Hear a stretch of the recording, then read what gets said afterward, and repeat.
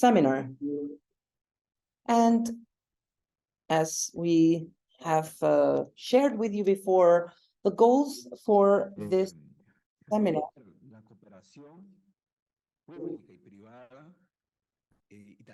académico entre Tailandia y Perú. is to have an academic exchange between Thailand and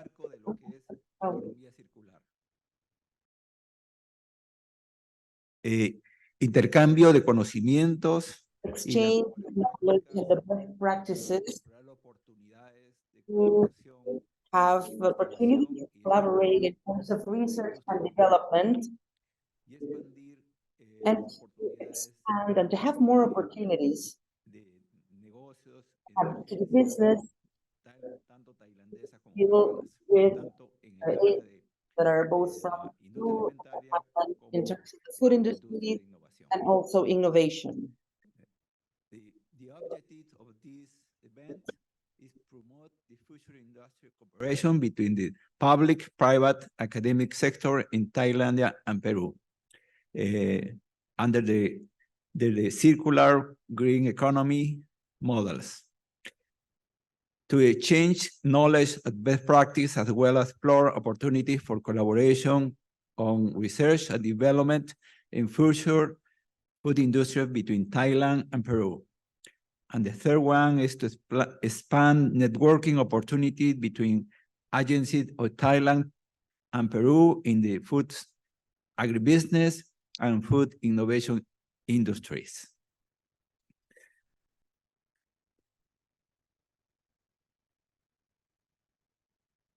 In this case, for the first lecture will be Mr. Américo Guevara Pérez, rector de la Universidad Nacional Agraria de La Molina. Mr. Américo Guevara is a food industry engineer with a master's degree in food technology from Universidad Nacional Agraria de La Molina, and also PhD in education from National University Enrique Guzmán y Valle. He's a specialist in fruits and vegetables and research in design and develop on new products and improvement of agri-industrial process. In addition, Mr. Guevara is an international speaker on process appropriate technology and methods of food preservation. Currently, he is rector of or director of the National Agrarian University La Molina. Por favor, doctor Guevara, adelante. Dr. Guevara, you have the floor.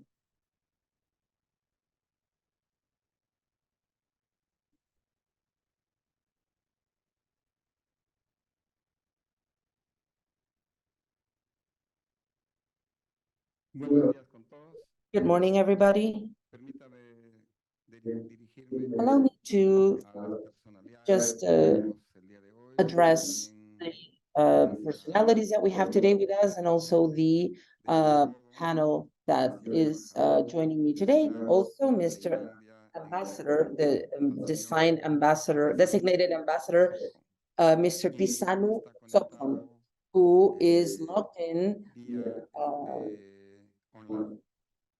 via Zoom. So welcome to our country, and of course, also we welcome the relationship that we will have with Thailand through the Ambassador Sokon. Mr. Ambassador, Mr. Javier Prado, Director of Asia and Oceania for the Ministry of Foreign Affairs in Peru. Mr. Angsu Wasusun, Director by the Biocircular Green Economy Division of the Eastern Economic Corridor Office of Thailand. Dr. Eduardo Morales Soriano, Professor at the National Agrarian University La Molina. Mrs. Akianu Yangua, Director of Foodinopolis. Mrs. Carla Urbano Uribe, Coordinator in charge of the Department of Management with Peru. Mr. Suksi Trikomwan, Managing Director of and Chief Technologist of Advanced Green Farm Company. Mrs. Vivian Cervantes Menezes, Executive Director of Innovation and Technology Transfer. Mr. Miguel Alcántara Santillán, Professor at the National Agrarian University of Molina. Mr. Renzo Cateriano, General Manager of the company Future Foods. Mrs. Jenny Valdez Arana, Dean of the School of Food Industries of this university. Ladies and gentlemen, dear guests, students, professors, administrative staff, good morning.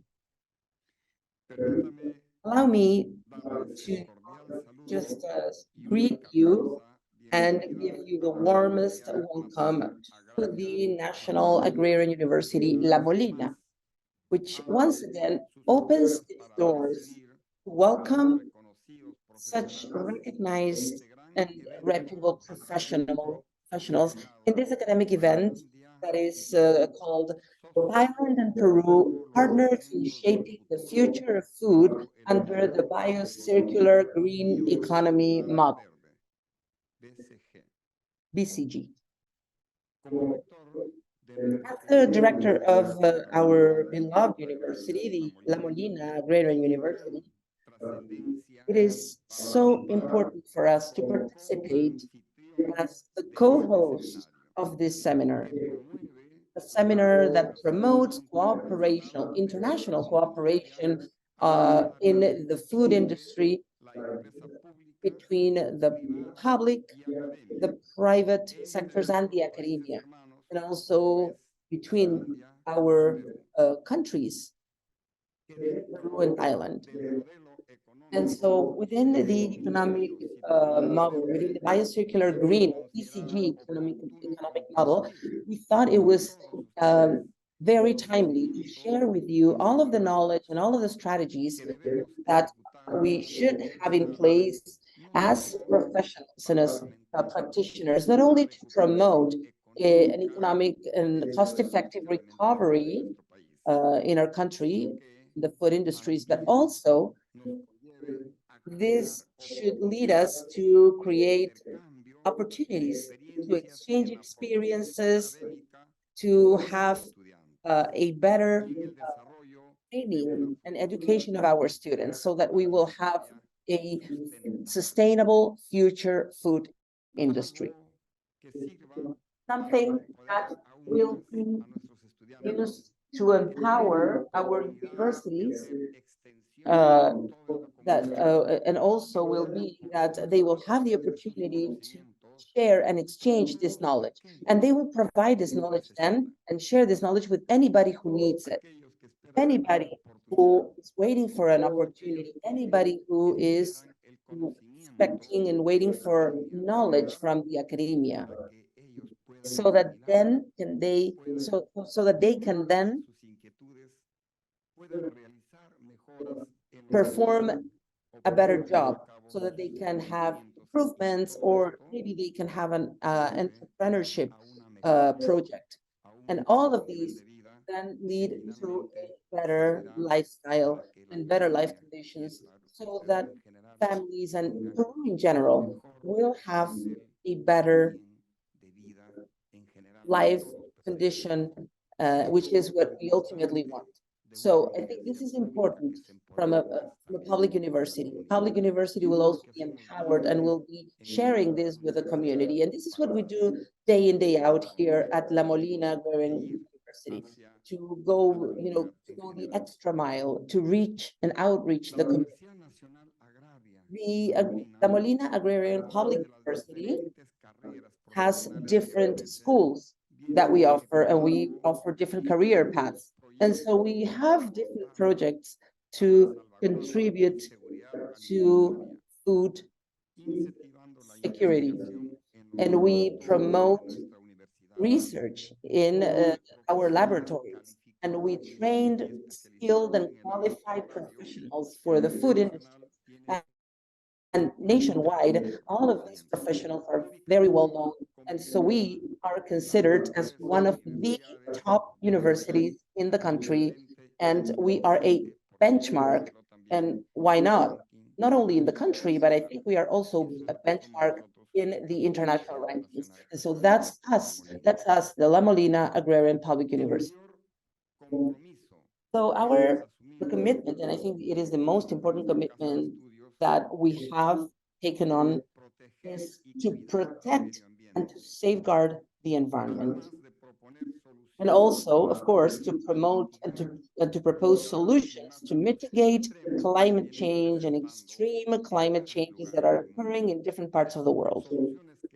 And these solutions that we want in terms of science, technology, innovation, and BCG, and that will allow us to face the bigger challenges that we have and that will ensure survival of human beings. Let's not forget that we are a surviving generation. We are survivors. Let's not forget that the problems that occurred in 2020 and that everybody in the world felt, and Peru, of course, was hit very hard because we were not prepared, and that is not over yet. It seems as if we forgot, or that we are pretending to forget very quickly that nothing happened. And I am talking about the fact that we should give more importance to the activities that we do, and especially everything that is related to the environment. So we should not be selfish. Let's not forget that there will be generation after generation, and we should not forget, and we should not leave liabilities behind.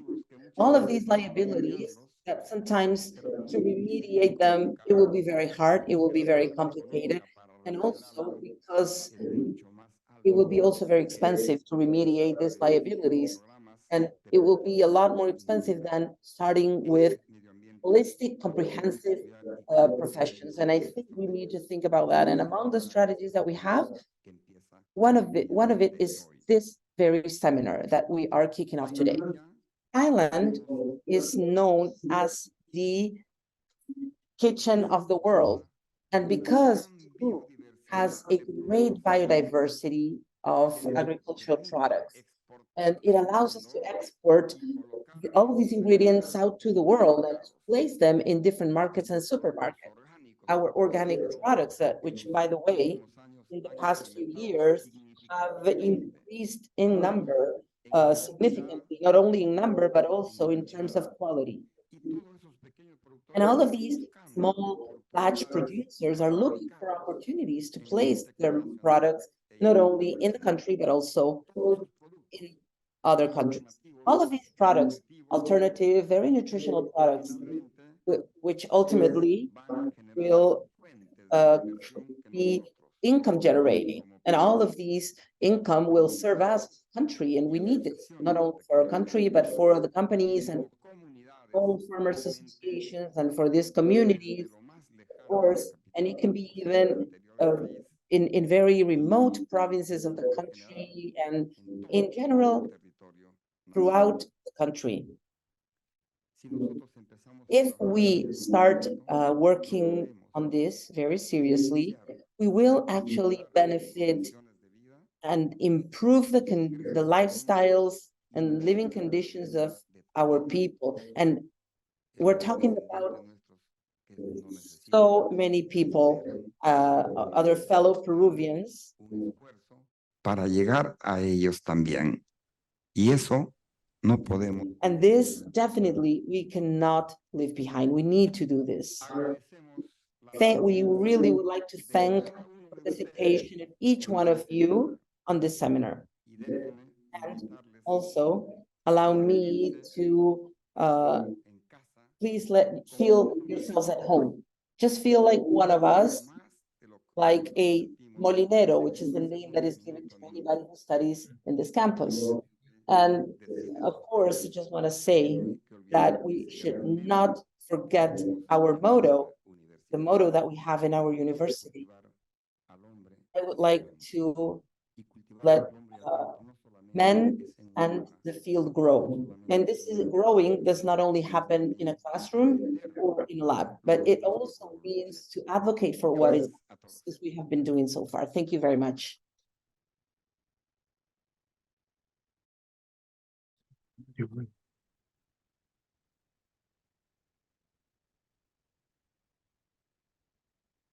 Muchas gracias, señor rector. Thank you very much. Next, we are going to have the presentation of Mr. Embajador or Ambassador Javier Prado, Director of Asia and Ocean Minister of Foreign Affairs of Peru. Ambassador Javier Prado is a career diplomat, a member of the Peruvian Foreign Service. He holds a Bachelor of International Relations from Diplomatic Academy of Peru and Master of International Relations from University Andina Simón Bolívar, Ecuador.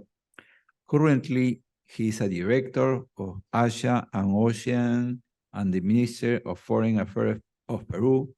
He was most recently Ambassador of Peru to New Zealand. Ambassador Prado has previously served at the Organization of American States and the Consulate General of Peru in Dallas, USA. Ambassador Prado Miranda has also served in the Department Mission of Peru to the United Nations Office in Geneva and the Embassy of Peru in Ecuador. Go ahead.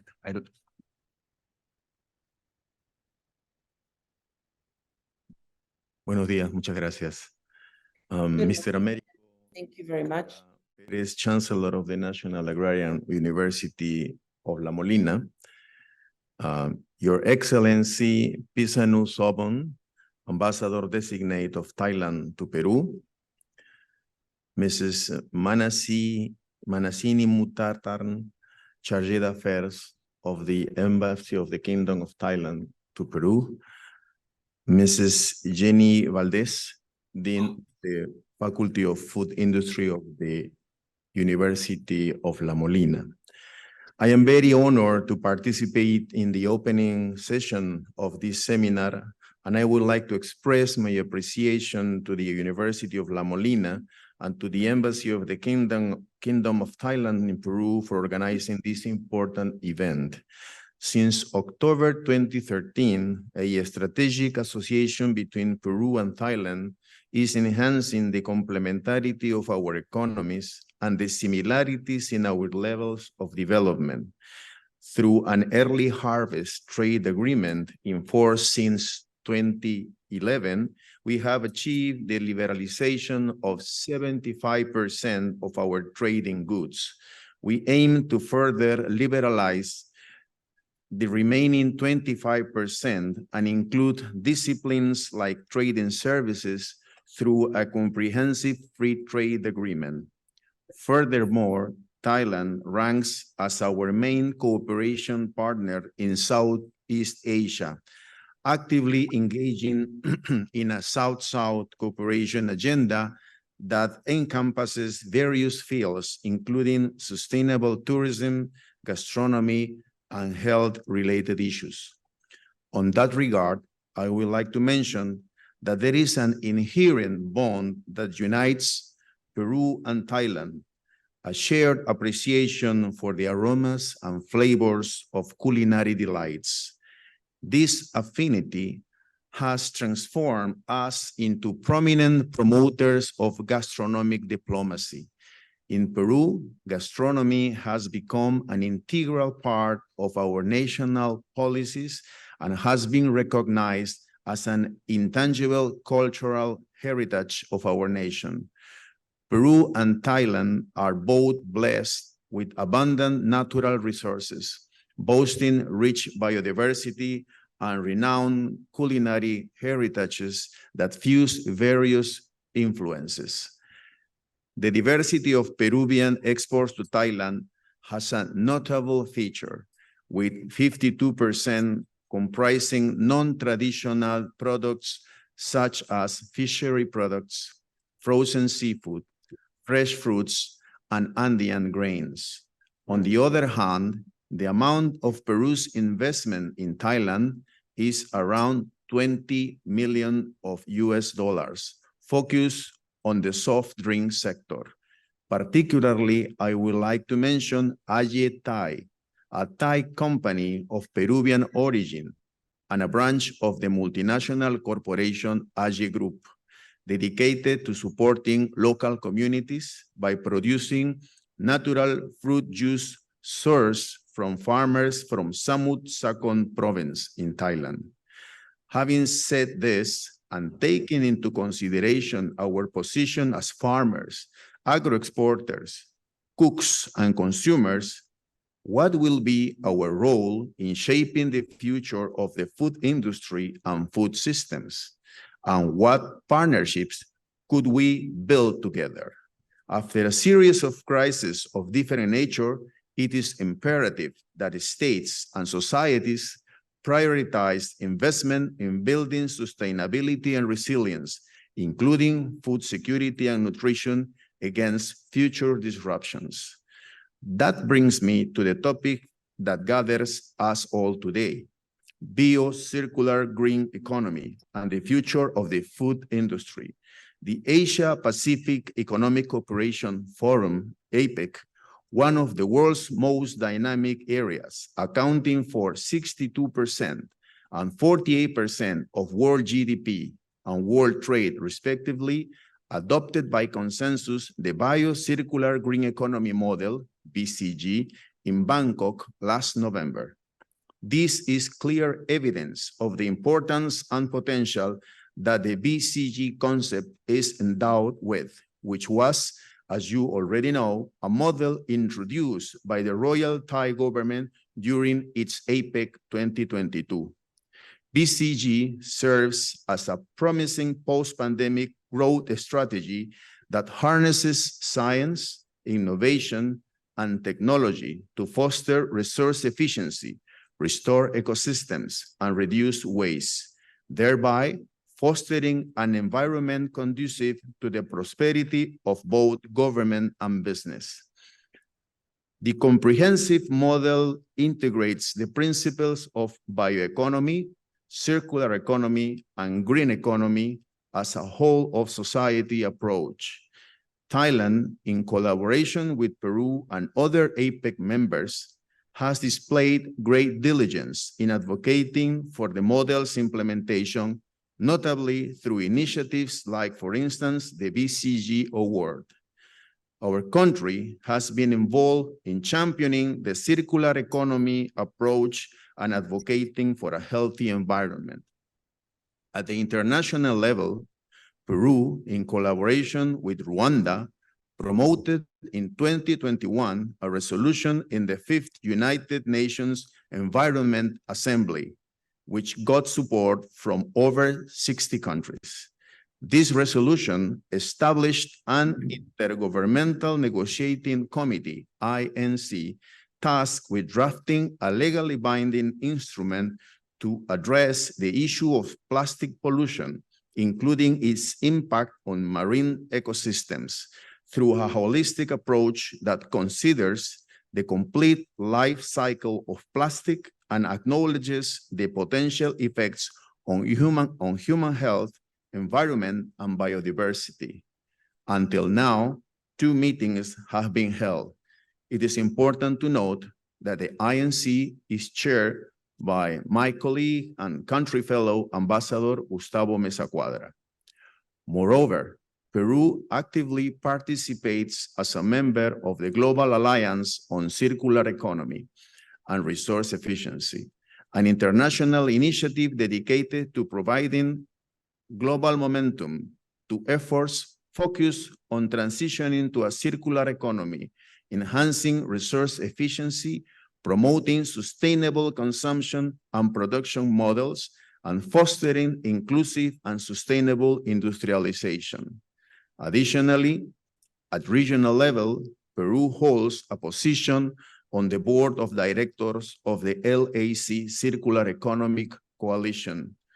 Under the program of country partnership, Peru collaborates with UNIDO, United Nations Industrial Development Organization, to accelerate the progress of inclusive and sustainable industrial development. At domestic level, in July 2021, the Peruvian Ministry of Environment launched the Peruvian Pact for a Circular Economy, which is an expression of our willingness to accelerate the transition to a circular economy in Peru. There are currently 28 entities participating in the pact. The commitments made by the parties include promoting the use of waste in the production cycle, incorporating eco-design criteria, and strengthening value chains for the use of materials, among others. 1 year after the pact, a Peruvian platform for a circular economy was established to generate concrete achievements towards the circular transition under the approaches of diversity, graduality, innovation, territoriality, and sustainability. It will integrate numerous projects such as the Coalition for the Circular Economy. It is important to note that there are already various Peruvian initiatives in the food industry that are currently applying the principles of BCG economic model. Bio-Natural Solutions, for instance, is a startup that reuses organic waste from the agro-industry, such as fruit peels or seeds, and transforms them through biotechnology to create new products like disinfectants for fruits and vegetables prior to harvest, or products for agribusiness that improve post-harvest quality without the use of agrochemicals. In 2022, BioNature Solutions CEO Miguel Malnati was awarded by MIT Technology Review. Cori Cocina Optima is another good example of how waste can be reduced by means of research and development, and some creativity as well. Cori is a non-profit organization that develops gastronomic methodologies they name optimal cooking and culinary recycling for the purpose of maximizing the use of food and promoting food sustainability. In 2019, in collaboration with Cayetano Heredia University, the Research Institute for Development of France, and the Rumicalpa community in the San Martin region of Peru, published the book Tasty Peruvian Insects, a research work on biodiversity and gastronomy about edible insects, the so-called alternative proteins, which is precisely a field in which Peru and Thailand could have interesting cooperation opportunities. And the list of Peruvian entrepreneurships under the biocircular green economic model continues. This is indeed a topic that will remain on the table for the future. We still have many challenges ahead of us. We know that a vast amount of waste from different industries is discarded instead of being properly managed, recycled, or reused. Millions of tons of plastics enter the oceans every year, and thousands of square kilometers of forests are lost, putting the world on a track for a 2.5 Celsius degree increase in global temperatures by the end of the century, unless countries worldwide commit much larger carbon emissions cuts.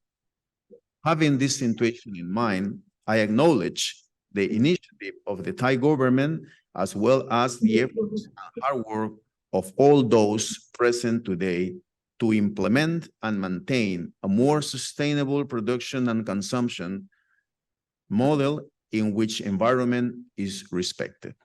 Thank you very much.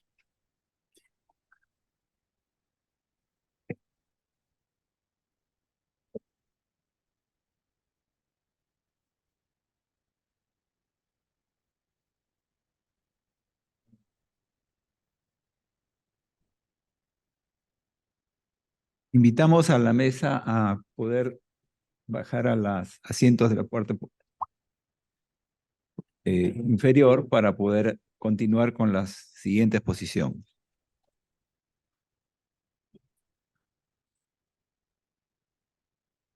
With the next presentation.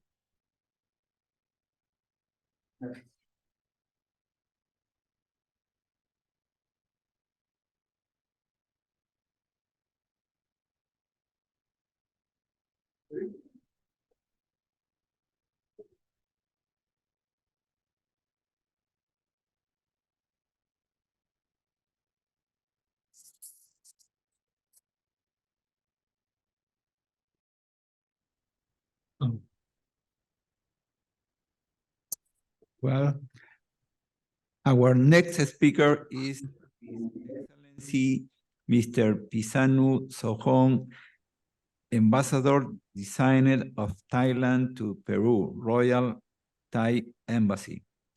Excellency Ambassador Pisanu Sohon holds a Bachelor of Art in Government and Politics from George Mason University, US, and Master of Arts and Government from Georgetown University. Prior to his appointment as Ambassador of Thailand to Peru, he has Consul General and the Royal Thai Consulate General in Chicago, USA. From 2019 to 2022.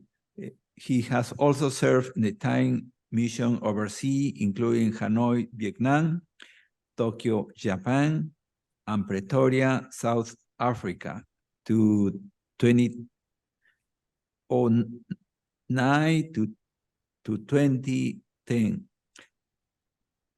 I don't know if he's ready for presentation of His Excellency Mr. Pisanu Sohon.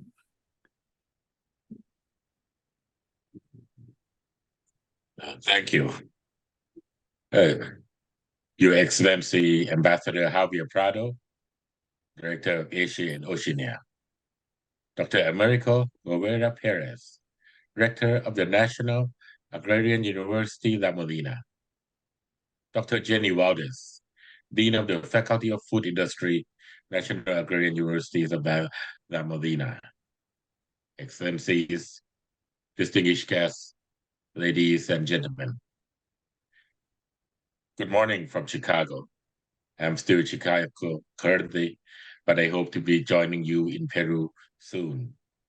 It is my pleasure and honor to welcome you to today's hybrid seminar co-organized by the Royal Thai Embassy in Lima and the National Agrarian University La Molina. I have to apologize, for only being able to join with you virtually today. But like I said, please rest assured that I will be joining you soon and with you in spirit today and for the success of this seminar. Today's seminar is the first step to gain insight on ways to unlock opportunities in the future food industry, including building business matching, investment, and fostering research and development partnerships, especially for innovation. With the pressures of a growing global population, rising food insecurity, and worsening climate change, the need to de-risk food supply chains has never been more urgent. Developing future foods, along with other new food trends such as urban farming, presents an opportunity to reshape our food production with fewer carbon emissions and lower environmental impact, not to mention allowing us to diversify our food exports. These changes will enable us to lead healthier lifestyles and achieve sustainability. In this regard, Thailand and Peru are countries that share many similarities and are well placed to shape the future of food. We both have abundant natural resources and great biodiversity, rainforests that are home to several interesting fruits and superfoods, and dynamic technological innovation. And of course, Thai and Peruvian cuisines are both world-famous cuisines. I have not arrived in Peru just yet, but have already heard a lot about Peru's delicious and nutritious food that increasingly comes from environmentally conscious production. And of course, many of the latest world's best restaurants are now in Peru. And I look forward to the opportunity to visit them soon. For Thailand, the implementation of the Biocircular Green Economy Model, or BCG, our post-COVID-19 national strategy, has been a key part of our economic recovery. The BCG model will enable us to achieve multiple targets, including becoming the kitchen of the world and bioeconomy hub of Asia. Currently, Thailand is the world's 11th largest food exporter and the 8th most biodiverse country in the world, with a technologically advanced food processing sector and growing agtech sector. We are transforming into a hub of future food in Southeast Asia to develop future food such as functional foods, organic foods, biotechnology, food products, and alternative proteins. According to Thailand's roadmap for the food industry until 2027, Thailand plans to become the top 10 global food exporters of the world. Thailand's future food products are increasingly in both quantity and quality, which boosts their competitiveness. For example, Thai producers are recreating the taste and texture of traditional meat products into plant-based foods or alternative proteins from insects, something we share with the Peruvian food producers. Thai seasonings from fruits, spices, and herbs are inventively added to make our future food products stand out from the crowd. During Thailand's APEC 2022 chairmanship, the APEC Future Food for Sustainability event was held at the Thai Government House, where Thai startups showcased their future food creations, such as carb-free ramen and ice cream made from proteins from crickets. Many of these creative dishes were subsequently served to world leaders to try at the APEC Economic Leaders Week in November 2022. I would like to share that Thailand's flagship project, called the Eastern Economic Corridor, or EEC, aims to develop 12 targeted S-curve industries. Inside the EEC, there are many high-tech zones dedicated to the future of food. For example, the government established the Food Innopolis, a one-stop service research and development hub with leading food companies, government agencies, and local and international startups. There is also the Biopolis, a biorefinery for converting agriculture products into biotechnology-based future foods. Of course, the Peruvian private sector is welcome to invest in the EEC and to take advantage of the many tax and non-tax measures and incentives from Thailand's Board of Investment. I hope today's seminar will provide useful information and insights, as well as networking, to forge an economic partnership based on science, technology, and innovation, and achieve our mutually shared goals of creating healthier, greener, and more sustainable food systems.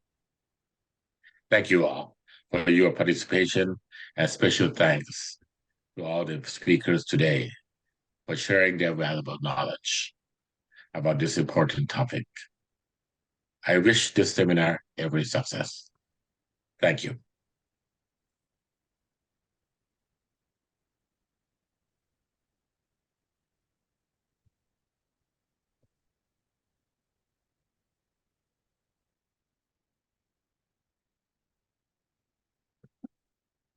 next lecture in this seminar will be Leading the Future Food Revolution by Mr.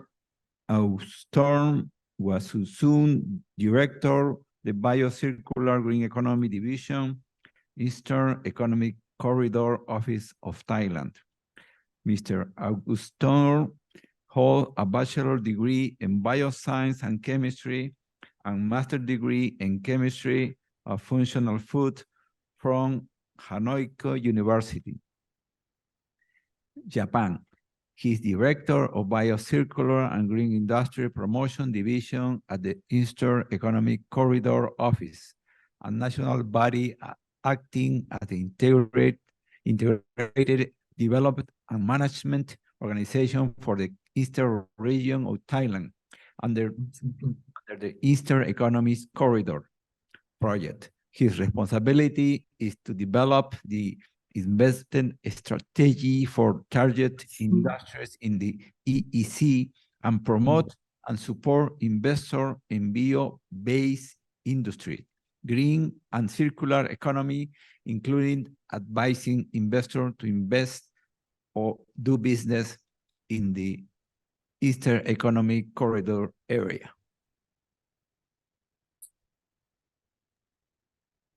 Thank you for your kind introduction. Dr. Americo Guevara Perez, Rector of National Agrarian University, La Molina, His Excellency, Mr. Bisnu Sopon, Ambassadors of Thailand to Peru, distinguished panelists and guests. It is my pleasure to have this opportunity to present the opportunity of biocircular and green business and the progress of the infrastructure, including iron infrastructure in EEC. Again, I would like to thank the Royal Thai Embassy in Lima and the National Agrarian University La Molina in Lima for organizing these events. Okay, first of all, I would like to explain a little bit what is the EEC or the Eastern Economic Corridors. This project is one of the key area-based development project to support Thailand 4.0 development strategy, aimed to restructuring and revitalizing the Thai economy. In EEC areas, it consists of the three eastern provinces in the eastern area in Thailand, namely Chonburi, Chachoengsao, and Rayong. In 1980s, this area have attracted several thousands of the company around the world because we started the project named the Eastern the Eastern Seaboard at that time. And this time, the EEC is the second phase of the Eastern Seaboard. For the EEC project, we not only focus on the industrial developments, but also to improving the quality of life, such as education, human resources developments, and also technology developments that we want is one of the main targets to develop the EEC. To achieve such objective, EEC have set up like the key development aspects. The number one is about the dedicated infrastructure development. That includes to promote the 12 targeted industry, announce the EEC promoted zone and EEC incentive that I explain later on. The second one, we are focusing on to develop the favorable ecosystem, including demand-driven economy, education and training, and setting up like the EEC fund for the local community. The last but not least, we try to develop the infrastructure, particularly in terms of the logistic infrastructure, to support the industry in this area.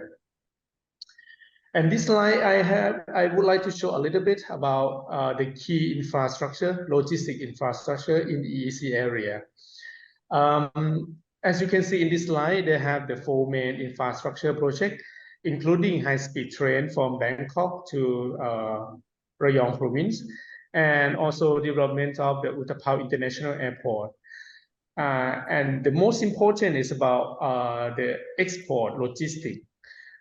We have on the process of develop Lam Chabang deep sea port to export the community, and also the Master Food Industrial Port Phase 3 to serve the liquid natural gas export and import areas. So let's move to targeted industry. EEC, we have set up like the 12 targeted industry to support the investment in our area. According to this, we can clarify and classify into 5 clusters, namely medical health, digital, next generation automotive, BCG, which include bio-based industry and also the low carbon business. And the last but not least is about the logistics, which EEC have the key potential for multimodal transportation and also the infrastructure project that I explained earlier. So today I would like to focus on the BCG model. Since January 2021, Thai government approved Bio-Circular Green Economy or BCG model as the national agenda alongside this Thailand 4.0. As you may know, for the B referred to bioeconomy, Thailand would like to focus on the value creations for agricultural products and utilization, biodiversity and bioresources. For the C, it stands for circular economy, and we would like to improve the productivity for linear economy to circular economy by reducing the use of natural resources, emphasizing reusing and remanufacturing process. The last but not least about the green economy is the whole thing. We would like to focus on the efficient use for natural resources for production value chain and implementation eco-friendly technologies. Under the BCG economy in Thailand, we focusing on 4 areas of the business. One is about the food agriculture that we focus on this seminar, health and medical, material and energy, and the last but not least is about the waste management and recycling business. Okay, so let's move to I would like to present a little bit about what kinds of the food industry that EEC also in Thailand we would like to focus on. Firstly, I would like to explain a little bit about the market, the global trends of the food market currently. Regarding to global market trends, as you can see in the slide, such as changing of consumer behavior, health and wellness concerned, and including the sustainable issue. The functional food and also the healthy food show very high growth comparing with other food products.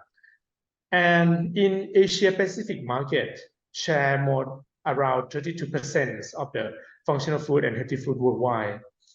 And this picture is similar in Thailand.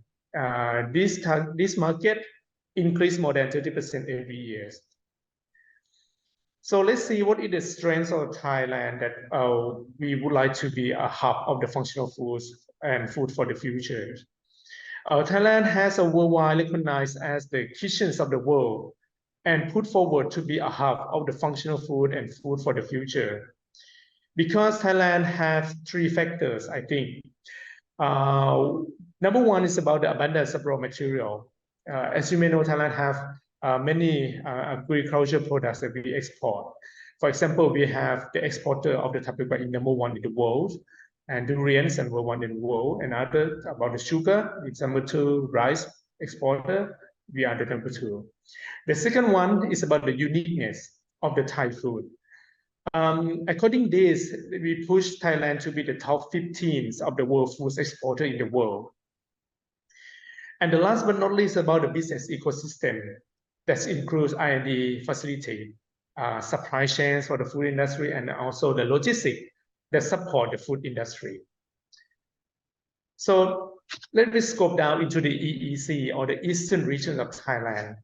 In the eastern part of Thailand is one of the geographic area focusing on the shrimp farming and food orchard, owing to excellent water supply and logistics.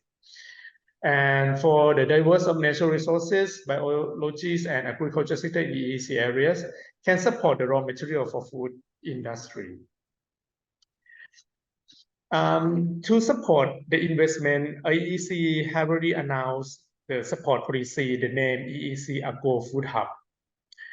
In Agro Food Hub project and initiative, it consists of 4 agricultural clusters, which are food cluster, aquaculture cluster, bioenergy cluster, and the herb cluster. And in terms of the food production and food industry, the fruit cluster and aquaculture cluster and the herb cluster is the key things that we would like to focus on. According to this, we set up the key products that EEC would like to focus, which are the functional food, which includes healthy food and foods for the aging. The second one is about the food additive that include the food functional ingredient, and also like the micronutrients that we would like to focus on. And the last one about the food supplement, which cover nutrition science, produce and products. Not only the policy support and the location and the raw material. In Thailand, we have full ecosystem of the food ecosystem for the food industry. The food ecosystem in Thailand, including EEC, has been strengthened from downstream to the upstream to enhance the economics value and global positioning of Thailand farm and food industry. In terms of the research and developments, His Excellency President already mentions about the organization named National Science and Technology Development Agency and Food Innopolis will be the key organization to drive, to integrate the research and development between the academic sectors and private sector on future food development in EEC. And the most important is about the manufacturing ecosystem.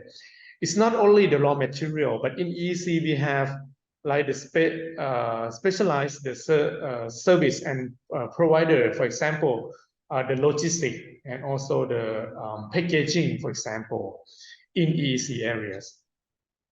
In terms of the manufacturing supporting in EEC, we have already announced the promoted zone for the targeted industry. We announced 26 industrial estate and 2 industrial clusters to support the manufacturing base. But the key area that we would like to focus and we would like to explain to you today is about the promoted zone for the specific industry. Because in this area, we try to focusing on the development and innovation and technology which related to targeted industry in our area. And we would like to set up the pilot area for the innovation in 7 areas as shown in this slide. And regarding to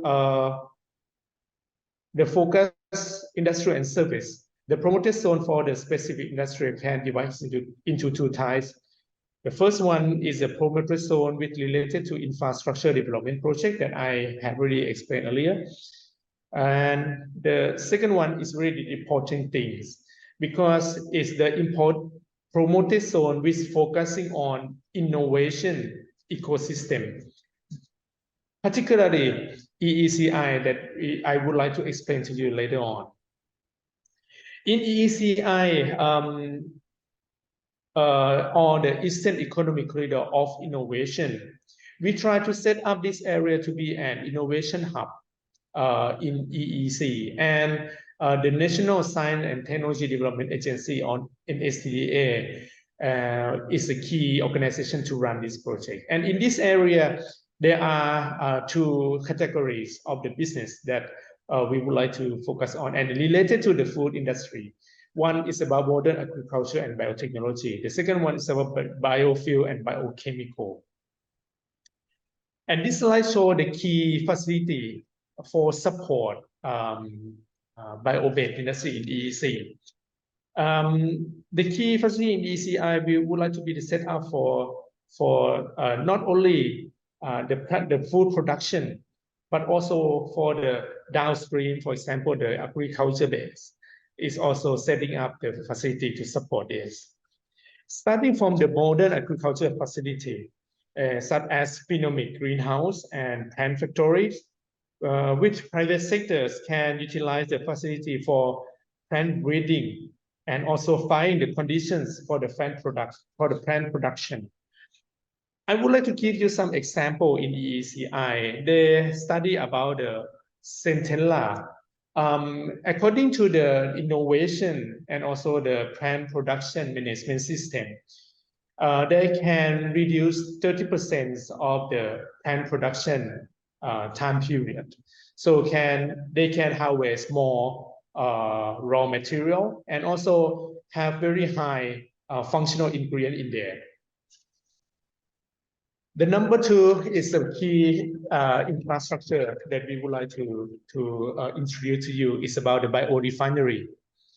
The biorefinery will be the multi-purpose, generics, and open platform for scale up the economics feasibility studies and support the R&D level to more the commercialized levels. And private sector can use this facility for test their innovation before they commercialize. This will be reduce their investment of the R&D.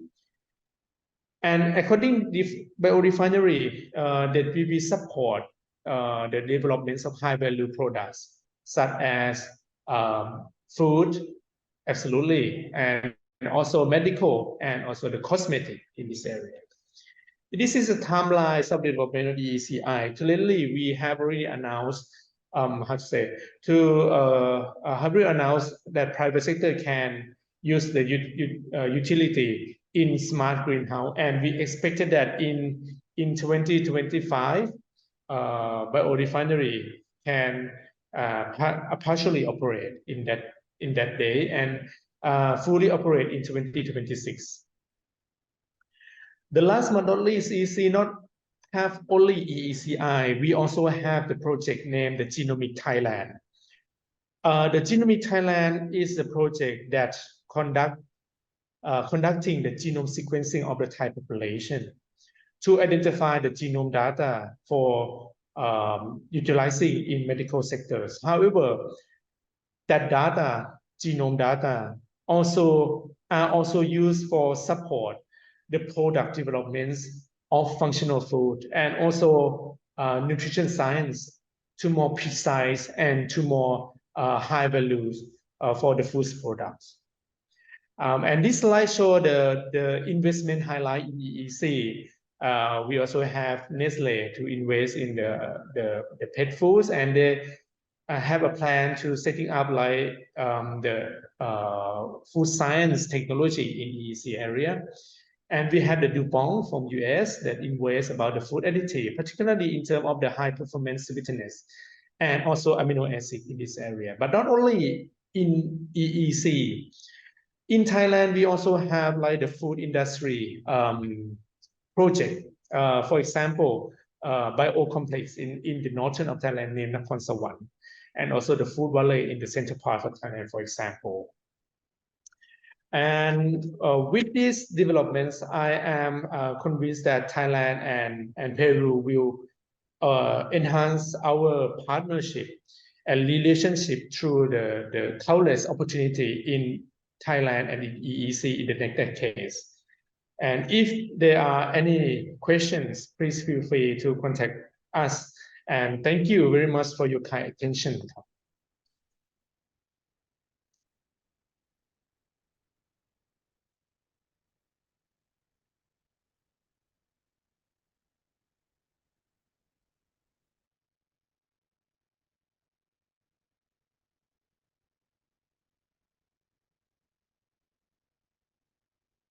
Our next lecture will be presented by Dr. Eduardo Morales Soriano. The lecture is Preserving Peruvian Biodiversity with a Circular Economy Approach.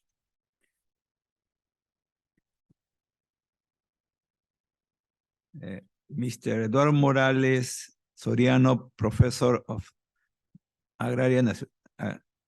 National Agraria University, La Molina, is a food industry engineer from the National Agraria University, La Molina, a master's degree in agriculture science from University of Chile, and PhD in bioscience engineering from the Catholic University of Belgium.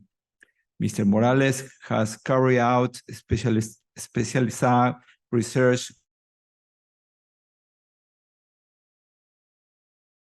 work in food preservation and processing technology. In addition, he has published articles and investigations related to the processing of native chili peppers, waste use, process optimization, enology, and fermentation. Currently, he's a professor at Universidad Nacional de Agraria Molina. We invite Dr. Morales to lecture.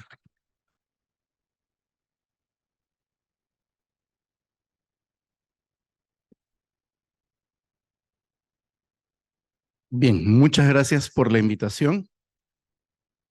Thank you very much for the invitation. This presentation has to do with preserving Peruvian biodiversity with a circular economy approach that we are applying at our school. We know that biodiversity in Peru basically comes from the diversity of climates it possesses. And that's why we have a great biodiversity in flora and fauna. But this biodiversity is protected, and precisely with some professors, we received a presentation in this regard by small producers, which we call the guardians of a biodiversity in Peru. These small farmers are the ones who, year after year, have been taking care of those varieties that are grown in very small amounts, but which are an expression of the biodiversity of the foodstuffs, or in the case of vegetables, specifically, if we speak specifically of vegetables. So in order to protect our biodiversity, we have to apply two approaches. A first one is that we have to value these small farmers, which are the protectors of biodiversity, because they are the ones who grow year after year many different plants. But the food industry, or we as consumers, as end consumers, sometimes demand a single variety because of a comfort or convenience, or because of some feature that we like. And sometimes biodiversity may be lost precisely because of the monoculture that these farmers apply. So a first approach is that we, as consumers and the industry, must change and start consuming biodiversity. A second approach is precisely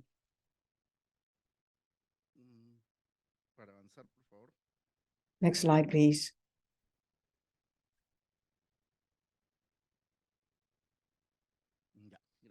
Thank you. A second approach is precisely to analyze where these wastes are produced. The food industry, in order to produce final products, produces a waste of animal or vegetable origin. In that process, those wastes can account for 20%, for instance, in hot pepper industry, or up to 60%, like for instance, in the processing of aguaje, and we'll see some examples later. The aguaje seed can account or more than 50% of the waste of the fruit and becomes waste when we want just the pulp.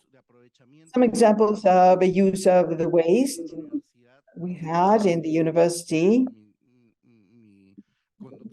not only under my leadership, but with other professors of the Agrarian University who have been working with the use of waste. Here we see some examples of the use of seed flour, or the use of seeds for the production of oil, for instance, a successful example that we see here. Any process starts with the characterization of the raw material. We have to know what's the composition of the food, and that's very important to give it value. When we start this transformation process, we have to consider two things. The processing takes place with changes in the functional structure of the food in order to stabilize it so that it will last longer. This transformation process, of course, modules the structure of the food because it breaks macromolecules and will degrade nutrients or bioactive elements of the food. And thus it modifies the functionality or the functional structure or the sensorial nutritional functionality of the food. If I know this path, I can give some feedback to the process and design a product or take advantage of the waste that is generated. So speaking in very general terms, especially in the vegetable industry, most of the waste will be generated in states that we mechanical disintegration, which is precisely when we get the pulp, when we cut and peel and transform drastically the products. In the stabilization techniques, such as high pressure pasteurization and others, there is less waste that is generated, especially in this first stage, where we get the peel and the seeds, basically. The objective is precisely to make use of those waste with a circular economy approach. This is just a scheme. It doesn't necessarily lead to the same product, but to the same value chain. That end product will generate waste. If we know the composition and functionality well, we can apply a second process and obtain a second product, which could be an input or an additive to be added to the raw material itself. And for that,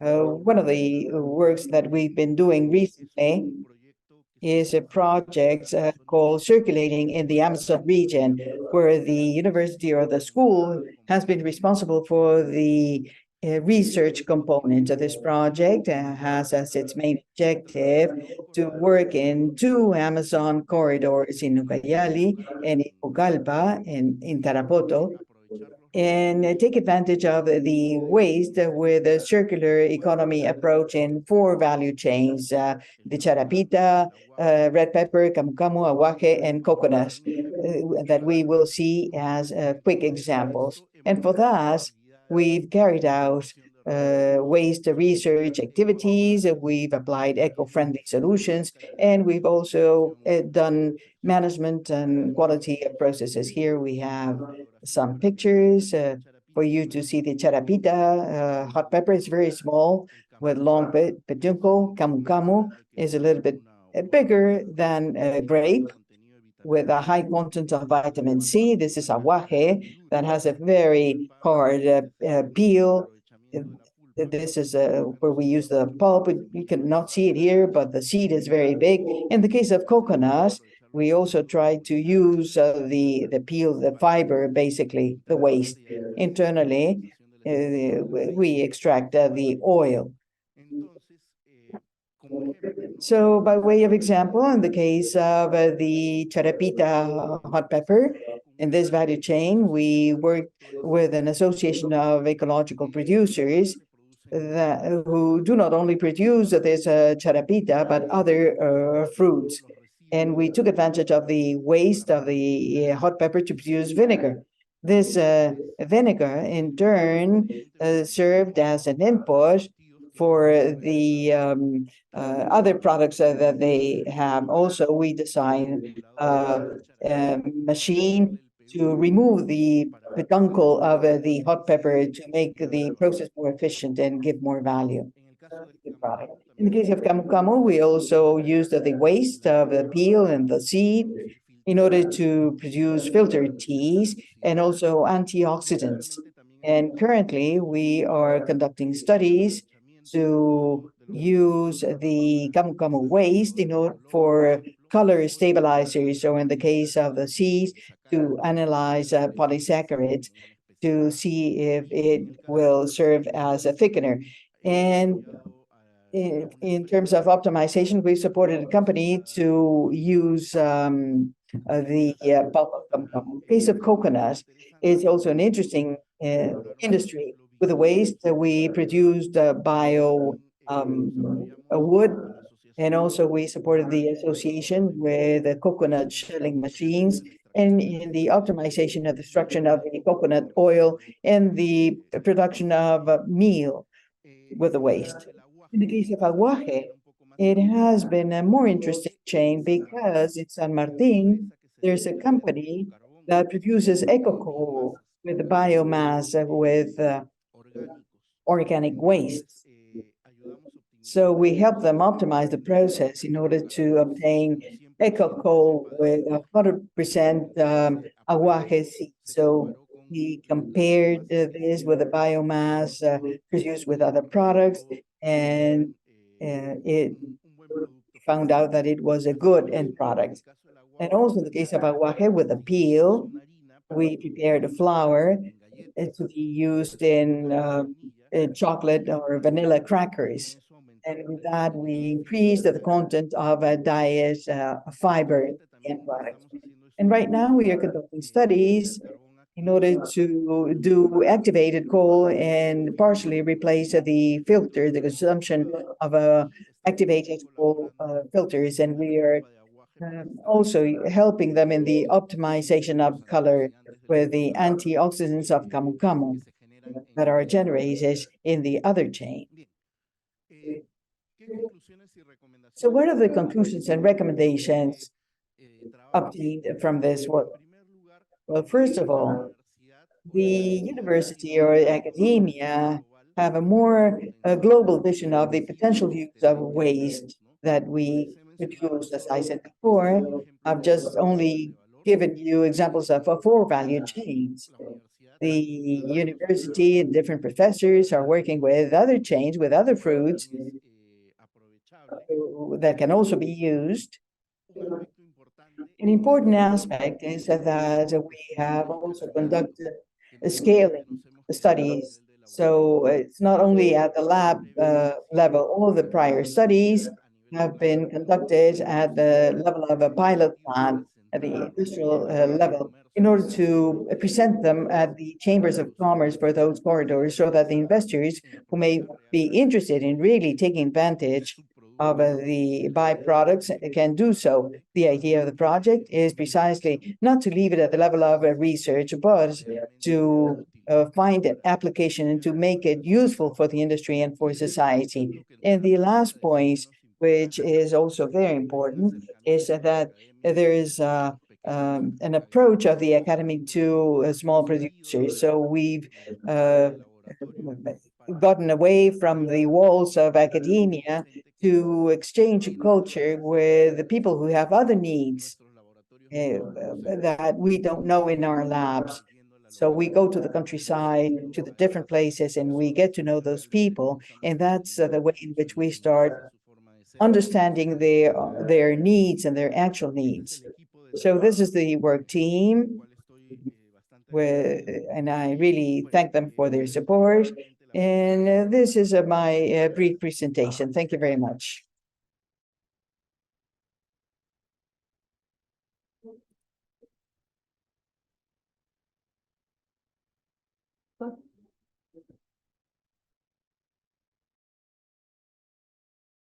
Thank you, Dr. Morales.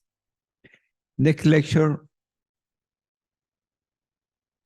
is future food innovation and technology in Thailand, creating the next food warriors by Dr.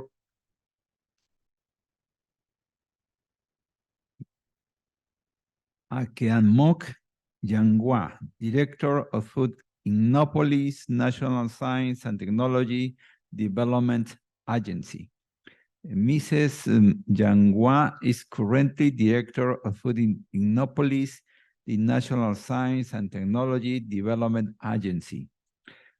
Food Innopolis Thailand is an innovative platform for the food industry and one of the global food innovation hubs in Asia. She has more than 20 years of experience working in the area of science and technology, innovation management. Mr. Yangwa's main area of practice involves the development of innovation ecosystems such as Science Park, Business Incubator, and Accelerator, as well as a strategic development of food and mechanisms to facilitate and support technology innovation.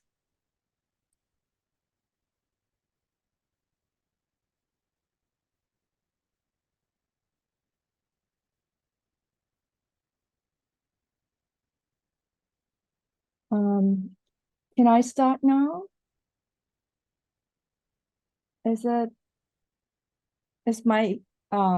Can you all hear me and see my slide? Go ahead. Okay, thank you very much, and good morning, distinguished guests, ladies and gentlemen. Thank you very much for inviting Food Innopolis to share what we have been doing as one of organization that helping the development of food innovation in Thailand. So today I will share about what we have been doing at Food Innopolis as the innovation platform for food industry. But before that, maybe a little bit brief about Thailand food market, which I have to thank to His Excellency Wisnu and Mr. Angsuthorn for already giving you big pictures of Thailand food industry and also Thailand food market. So this is maybe just a summarize saying that we have the strategic location and the national resources and well-established food industry, and also a supportive government policy to drive forward the country, having food industry as one of the engine. And we are now the 13th largest food exporter in the world, with the volume of about $38 billion in 2022. And as His Excellency mentioned that we are striving to be the top 10 largest food exporter in the near futures. Speaking about future food industry in Thailand, actually we categorize this future food industry into 4 groups. The first group is functional food, which we have flavor, sauce, and those vitamin and materials taking up about 71% of this functional food, and the rest would be fruit juice, vegetable juice, and other drinks.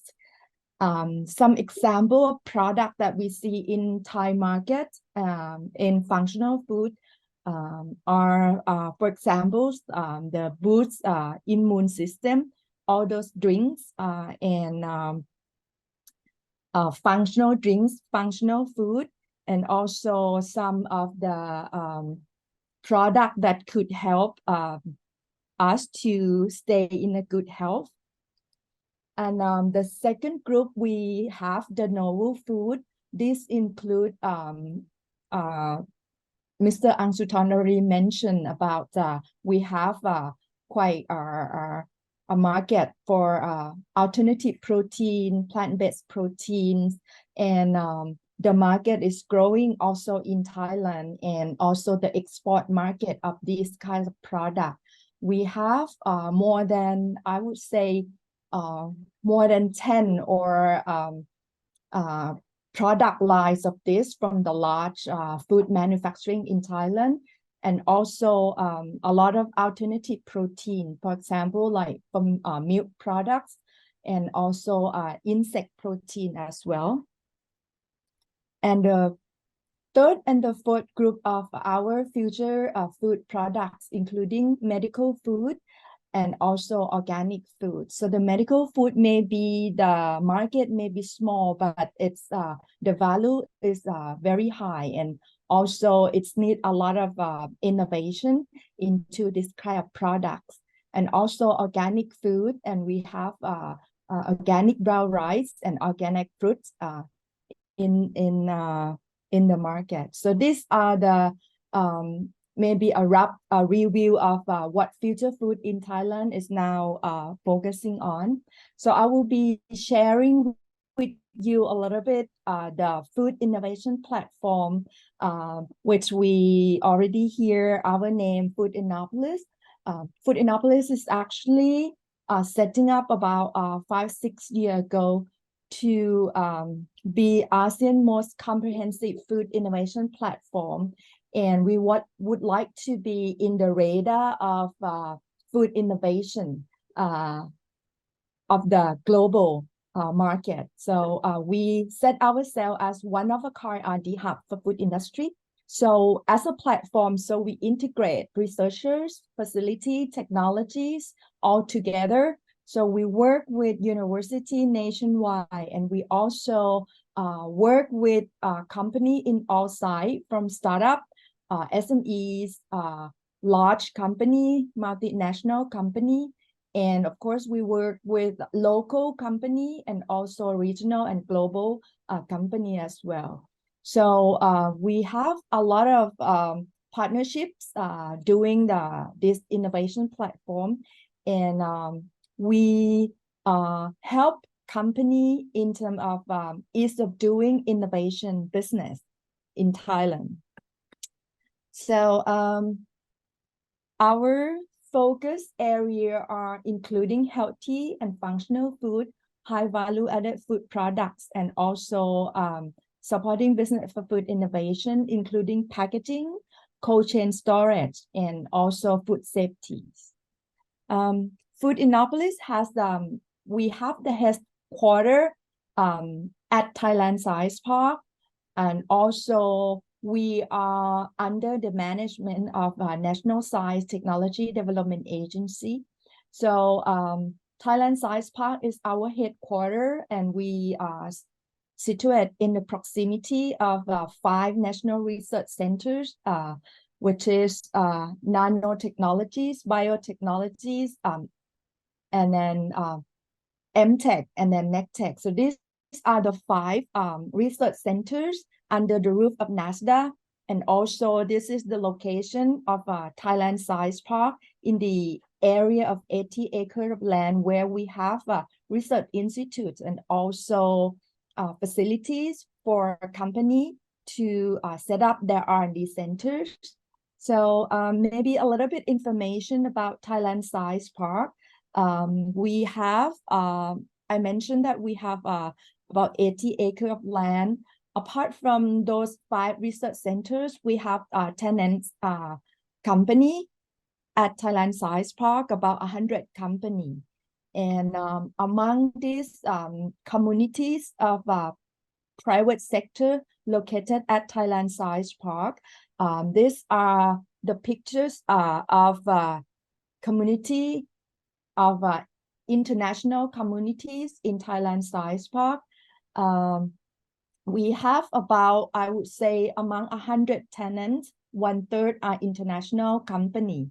And we categorize the tenants into agriculture sectors, food, health, digitals, and automotive, energy, chemical, materials, and others. We also have a lot of Japanese company located at Thailand Science Park.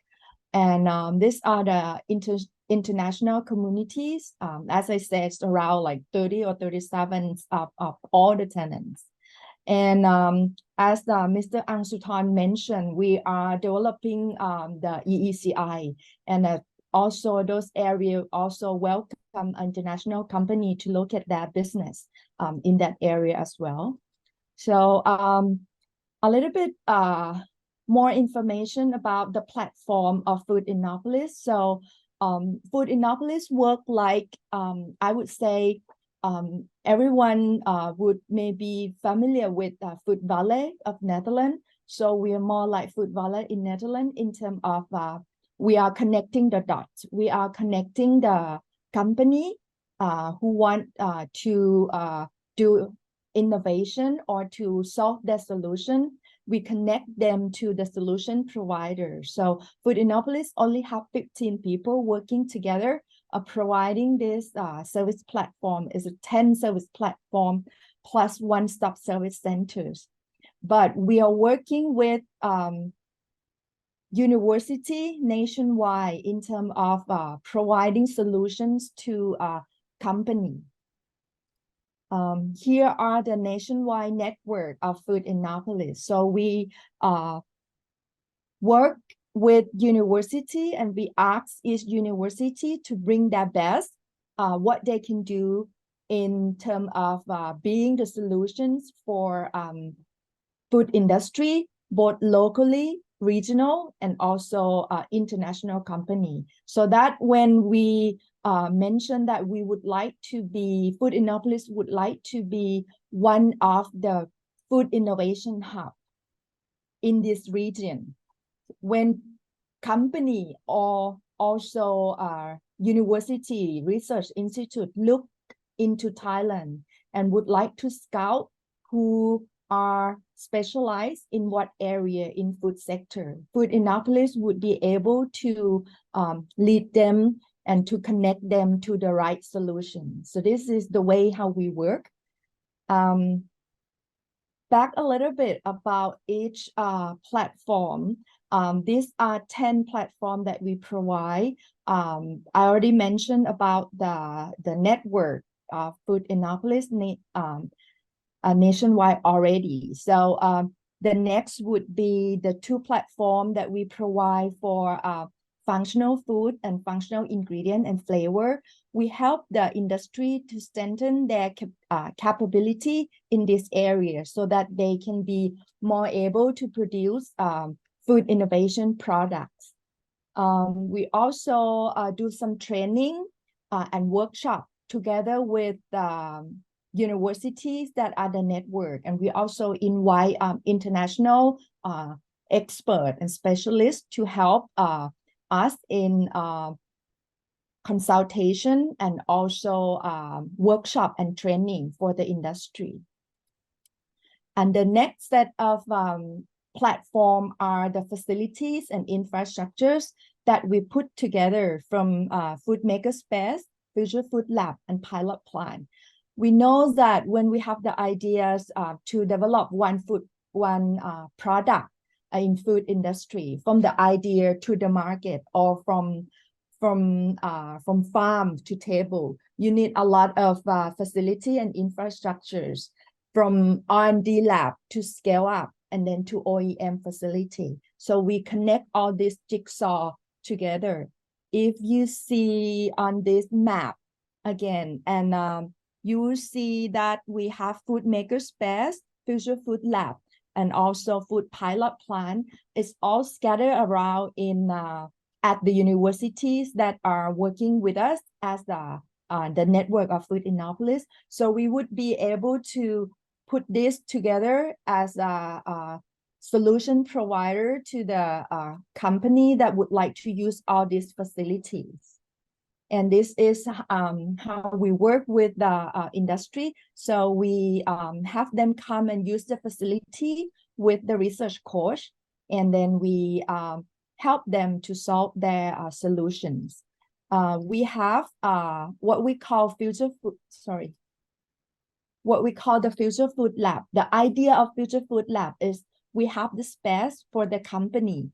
We have the facility for them to come and use. And then we have the research coach to help them solve the problems. But they have to send their own people to work in the lab so that they be able to build up their capabilities and work on their own when they get back to their company. We start this Future Food Lab first at Thailand Science Park at Food Innopolis headquarters, and now we scale that up with the member of the FI network. So there are 5 Future Food Lab in the north, and also 2 more at the central, and then 1 in the south.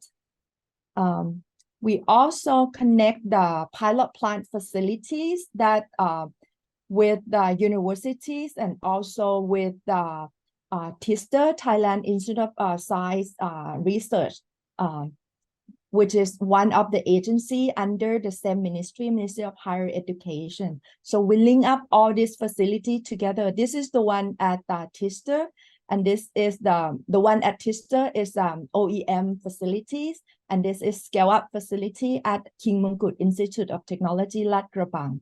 So when they find the parameter for manufacturing at this pilot plant, they can scale up at the other one at TISTA. The next set is what we call FI Academy and food communication. We often organize the talk and a series of talk to provide knowledge about food innovation, food processing to the industry. So this is the series of talk that we organize. It's been like twice a month, and we would have it in our YouTube channel so that people can watch it later on. So next set is the market access and food innovation accelerator. So we help the company to connect with the modern trade as well.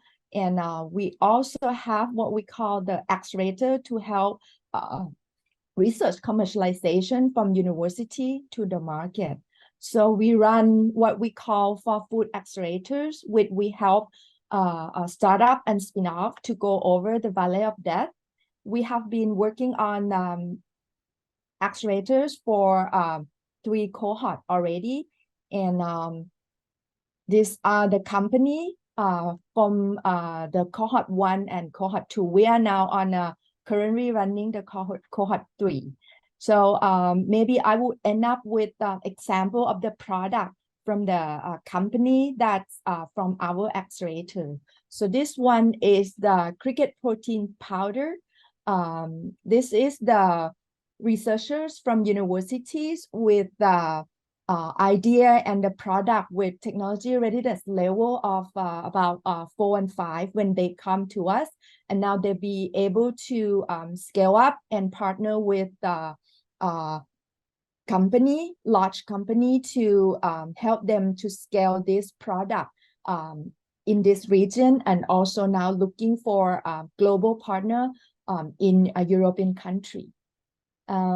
Another one is a product on egg white protein noodle. So this is also another example of research. A researcher from universities also working on another healthy food product on egg white protein noodle. They are now scaling up the market in ASEAN country. And maybe another one on plant-based protein alternative using byproduct from rice production. So this one is in the 2nd cohort, and it's since it's alternative proteins to produce as a powder. It's come in a powder form, and it could be used as the alternative for egg product. This company now has been applied to an incubator in Germany. So they are now trying to get into a European market. Maybe another one about this is the plant-based cheese. So it's cheese from pumpkin seed. So the product is called Trumpkin. So this is university students, and we help to seed the money to the company and help them to get funding further to scale up, and now is looking for the investor. Maybe last one from our accelerator is a cell-based milk. So we are now helping this company in looking for a potential and a strategic partner in these regions to scale up the business. So I think I would end up my presentation over here and would love to get some feedback and comment. If you'd like to know more, just maybe put the message in the chat box and I would be able to respond. Thank you very much.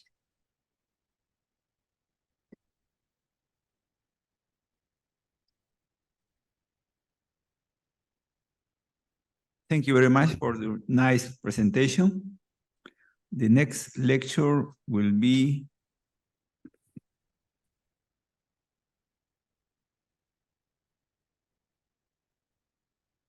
From Gastronomy to the Future Food Hub by Mrs. Carla Urbano, Coordinator in Charge of the Department of Management from Peru.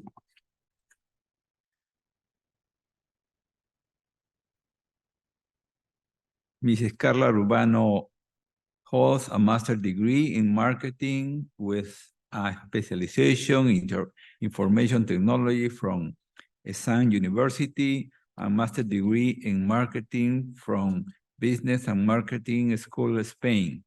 She currently serves as coordinator in charge of the Department of Management of the Peruvian Promotion Commission for Sport and Tourism from Peru. She has over 15 years of experience managing Peru country brands and other sectoral brands in order to position Peru at the national and international level.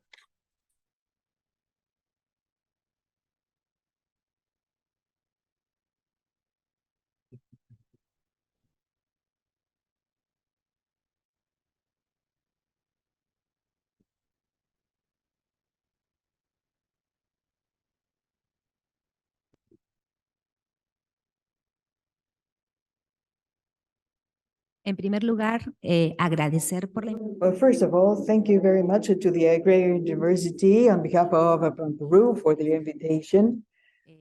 el día de hoy. Today, I'm going to make a presentation about Peru. Our presentation is called Peru, all the tastes and delights of the present and promises for the future. Thanks for the assistance and the connecting online in this moment.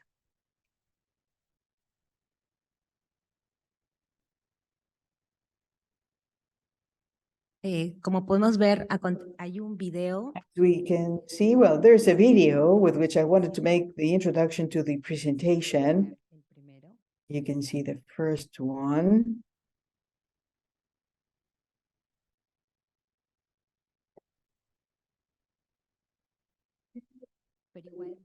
Well, never mind.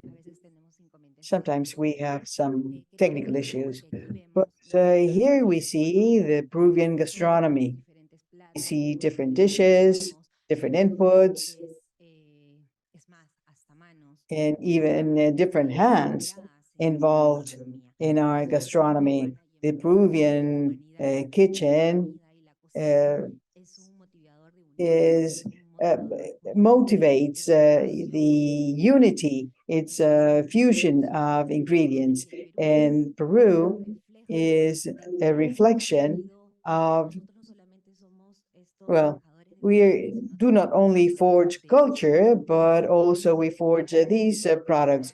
Our big geography has allowed us to have not only old ancient products that continue to be alive in the country, but we have also accepted products from other countries, and thanks to our microclimates, we've been able to give them added value that we offer to the rest of the world, that we offer to our exports. And that's why, thanks to our biodiversity in the country, we've been able to forge this fusion. And also through academia, we've been able to innovate and continue growing these products and creating these values in the Peruvian kitchen. From Peru, we are present in the main gastronomic platforms of great impacts, and we've been able to maintain this leadership, not only in terms of gastronomy, but also in terms of a cooking destination. And we've seen all the awards given to our chefs. These awards were not obtained overnight. It's a constant effort together with Peru, with the productive chain, the producers, the growers. Thanks to all that effort, the Peruvian gastronomy is in the eyes of everybody all over the world. And the gastronomy is a motivator, and not only to attract tourism, but also to promote the exports of these products. Everybody throughout the world knows the quinoa, and they are starting to know other products from the Amazon region. So we are moving ahead based on the gastronomy. And that's why we start from our ancestors, who had not only productive techniques, but also cooking techniques that are now being offered to innovation and is evolving for the positioning of the country at the global level. But it doesn't go on its own. As a country, several years ago, 12 years ago, we developed the brand Peru, the country brand Peru. And our big logo is that the promise must be backed by performance. What we say should be supported by what we do, and what we announce should be supported by what we deliver. We started in 2009, and it was launched in 2011. The country brand is a tool for promotion, which is more than a commercial brand. It consolidates the values of the country, showing our present and with projection to the future. At the international level, what we seek, the main objective of this country brand, is for the country to be seen at the international level as a unique identity with relevance. And at the national level, we also do that precisely with all these positive ads. Sometimes we forget, as Peruvians, we have to feel proud of ourselves and have this feeling of patriotic identity, feeling proud of what we are and what we have, of our great history, our great culture, and all our ancestral heritage that we continue to feel. And that is how the Peruvian brand is based on three main pillars, because Peru has these three aspects. This is a promise of a value that we deliver at the national and international level. We are a polyphasic country. We have a variety of products. We have a talent, and we have amount to offer, quantity to offer, but we are also specialists in all the details that we offer. We give more, and that surprises the people who see our products, our handcraft, our textiles. We are enchanting. Whoever has an experience with our people, we leave a footprint in everybody who has a contact with Peru. But the Peruvian brand, because of the success it had since its launching, we started to see that there were sectors, products that helped us strengthen this international positioning. And that's how we started to develop sectoral brands. For gastronomy, although as a country, we use the Peruvian country brand, we speak to the different audiences more specifically with our identity in order to strengthen our position. And that's how we developed Superfoods Peru in 2017, then Cafés del Perú in 2018, and in 2019, our flag beverage, Pisco Peru, all under the Peruvian brand, and all based on their specialized platforms. As a country, we use this Peru country brand that serves as the umbrella to position the country in these sectors which are strategic. And also the other brands as well, they speak to their different audiences, but these three specifically speak to this sector.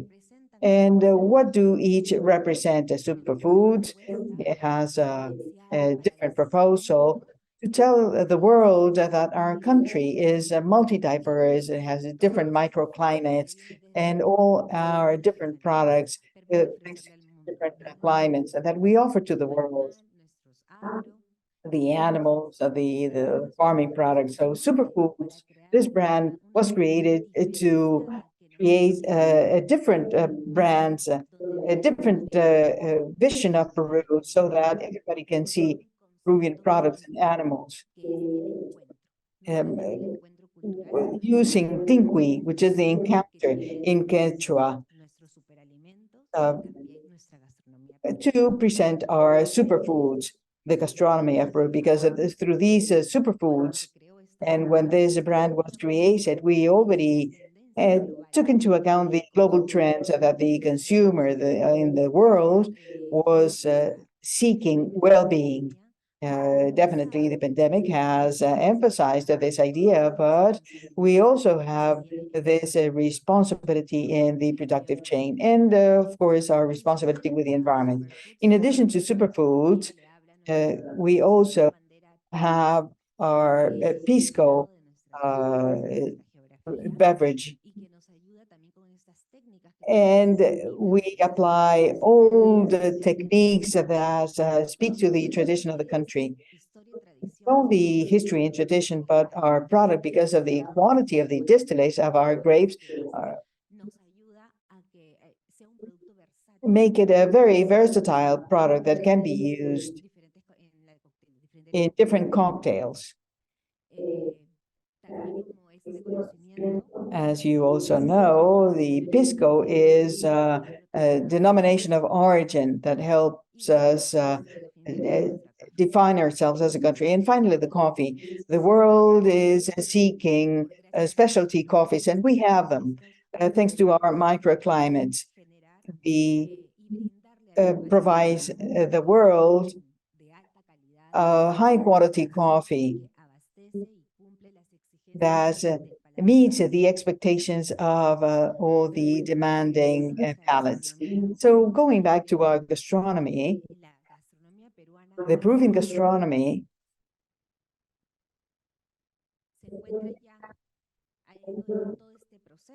has followed this process of positioning itself in the mind of different audiences. But what else? What else does the gastronomy have? Through our dishes, through the products that we provide to our guests, we share our gastronomy, and we also have innovation, this emerging of culture, and that's why the Peruvian kitchen is highly recognized all over the world. We also have different awards at the international level, and we will continue along that path. And it also generates opportunities for gastronomical tourism. People travel because of the gastronomy, and that's why the Peruvian country brand promotes our country, promotes our destinations and these products, so that the world may see us in a different way. and we attract tourists because of our gastronomy. In our international measurements, we identify that one of the different attributes of the country that generates its a good name is not only our culture and history, but also our gastronomy that makes us different. And what we offer is of value for the different audiences, both for the G7 countries and for Latin America. One of the main markets that come here because of our gastronomy is Chile. And also, there's great interest in Europe and the United States. So, what is it that we do so that this value promise is realized? Because definitely we will not be able to do this only with a brand. We need all the stakeholders. So, what is it that we do? We articulate together with academia, we coordinate with the different institutions, we coordinate with the different cooks and chefs, and also with research groups so that we can keep on developing this and make it sustainable. And we are present in different platforms like Madrid Fusión, international fairs, that show off our gastronomy. And aside from that, in the promotional platforms that we have, we also offer our gastronomy in addition to tourism. There they can taste all our dishes.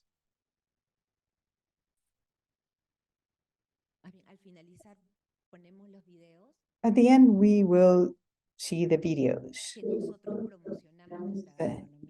in which we promote our gastronomy. And finally, before watching the videos, where the world can see everything that we offer, recently we've seen that the Central Restaurant was elected the best restaurant in the world, not only because of the products of the food, but also because of the experience and the innovation in the presentation of the Peruvian gastronomy based on the attribute of the Peru, which are our ecological climates. Peru was recognized as the best cooking destination in the world. It's like the Oscar in tourism, and Lima was also elected as one of the top destinations by Taste Atlas, and also the main dish. National Geographic also elected Peru as one of the 10 best gastronomical destinations at a global level. So I'm going to show you two videos with which we promote our gastronomy, where we see not only all our food, but everything that Peru has to offer through the Peruvian cooking.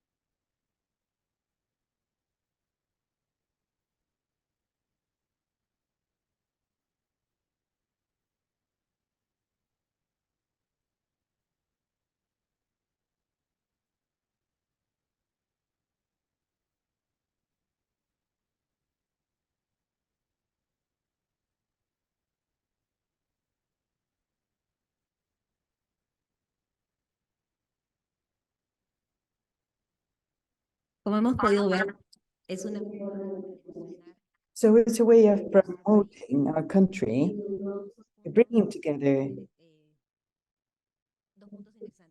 two interesting points, football, soccer, which is played all over the world, and our gastronomy as a point of encounter and connection. Although we see a creative concept, this couldn't have been done on its own. We had to work in synergy with the chefs, and we all worked towards the objective of promoting our country through gastronomy. And you have to see the moment in which we launched it. We were in the middle of the world competition, and we were getting to the finals. So we always look for the right moment with the creative messages that are appropriate in order to reach the audience so that the Peruvian country brand may be recognized and remembered.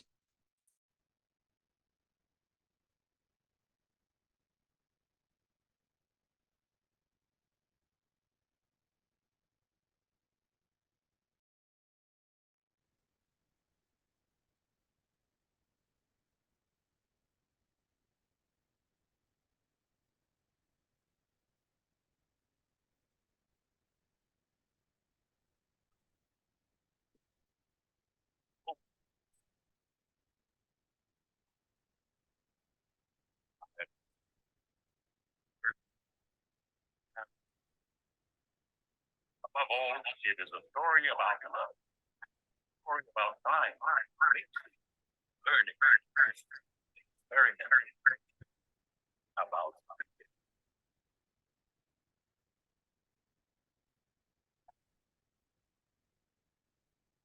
this world within. My story is about it relates to passion of a country's nice.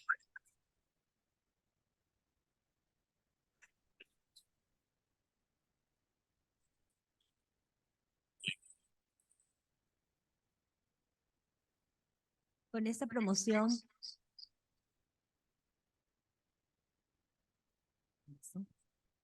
Con esta promoción nosotros vamos a nivel mundial. So with this, we go to the world to promote the country, showing everything that we have to offer.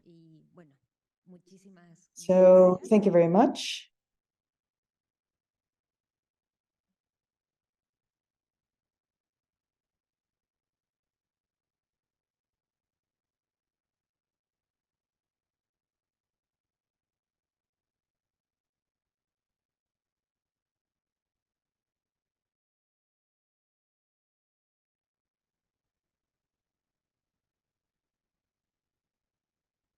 Muchas gracias. Thank you very much. Next lecture or next presentation by Dr. Mr. Suksik Siwongkawan, Management Director and Chief Technology of Advanced Green Farm Company, produce of Wolfie products in Thailandia.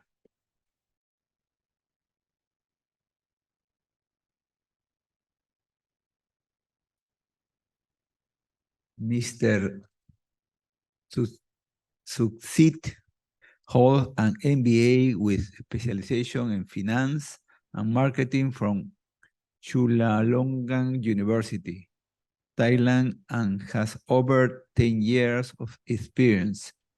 Mr. Suksit has worked for major companies in Thailand, such as Toyota, Palmolive, and Citibank. Currently, he is Vice Secretary of the Economy Policy Committee at Pheu Thai Party, and he's also the Managing Director of the Advanced Green Farm at a future food startup.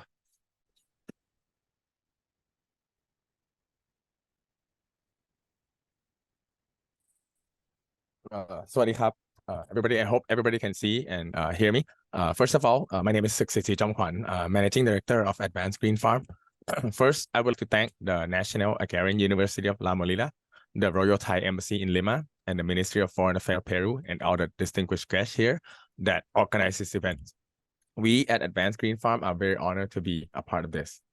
But before I go further, it is 11 p.m. here in Thailand, and the Pisco Spirit of Peru drink that Mrs. Carla presented earlier looks pretty good right now. So let me begin.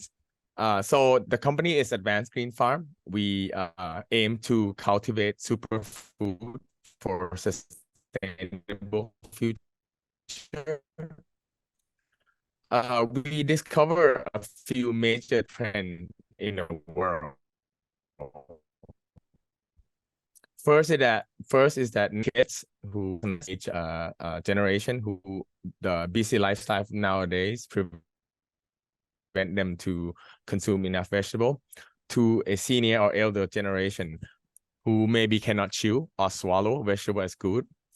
What happened is that there's a diet imbalance and the health disease that follows. The other phenomenon that we see is that, you know, we hit 9 billion people in the world recently, and in 2050, it is predicted that we're gonna hit 10 billion people. So how do we feed all these people? First, how do we feed them sustainably? Right now, we know that the animal agriculture, industrialized animal agriculture, is one of the main contributor of CO2 gas. How do we feed them efficiently? We know now that we use so much power, so much energy to produce 1 calorie of food. We know that we use so much land in order to produce so little protein or so little nutrient. How do we feed them safely? We know that right now there's so much antibiotic that's being injected into our food. What's going to happen after this? This is a second phenomenon. This graph, I think, is quite familiar to a lot of you.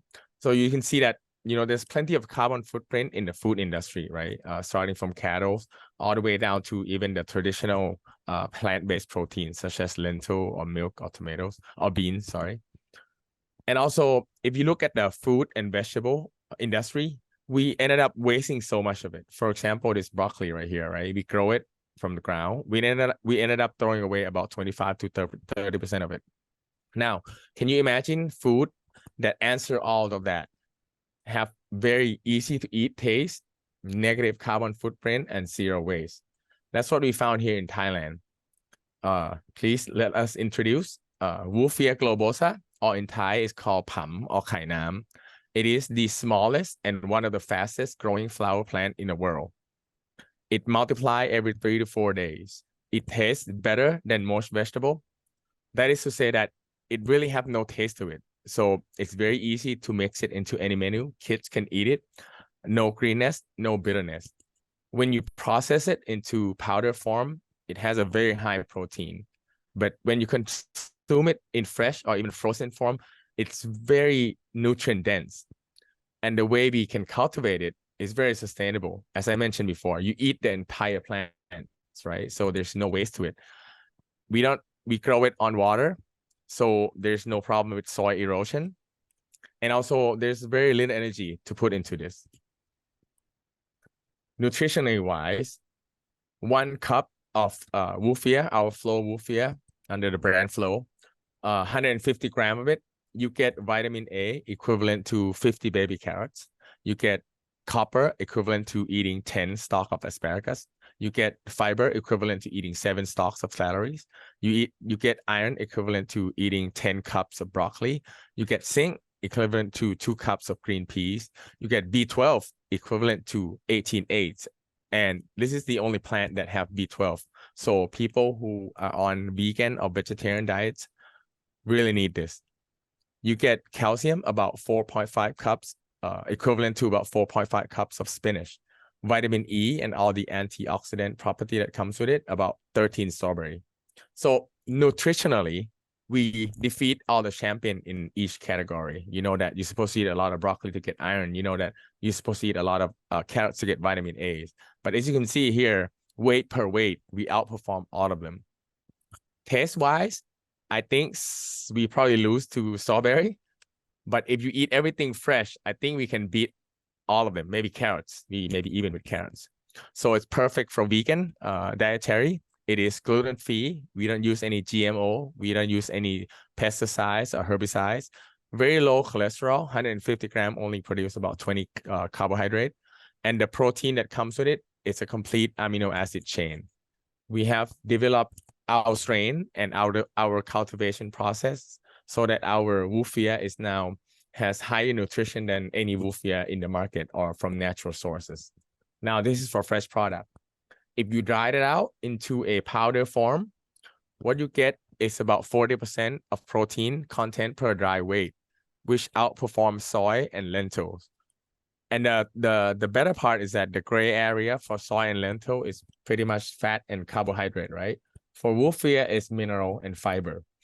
And as I mentioned before, the protein that we get from this is all essential. It's a complete chain of amino acid. So fresh and powder, right?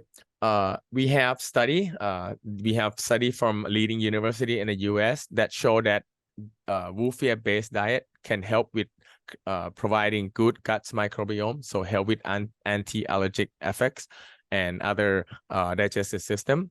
Also lower your blood sugar, lower your liver fat, and slow down brain atrophy. This one has been on an article in Forbes, which is pretty famous. These are all studied in Harvard with a pretty sufficient sample size. Also lower your cardiometabolic risk as well.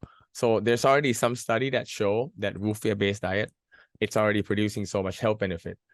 We are also sponsoring a lot of university and a lot of college and researcher here to identify even more health benefit out of it. So we use science-based to run our operation. As I mentioned before, we select the best strain.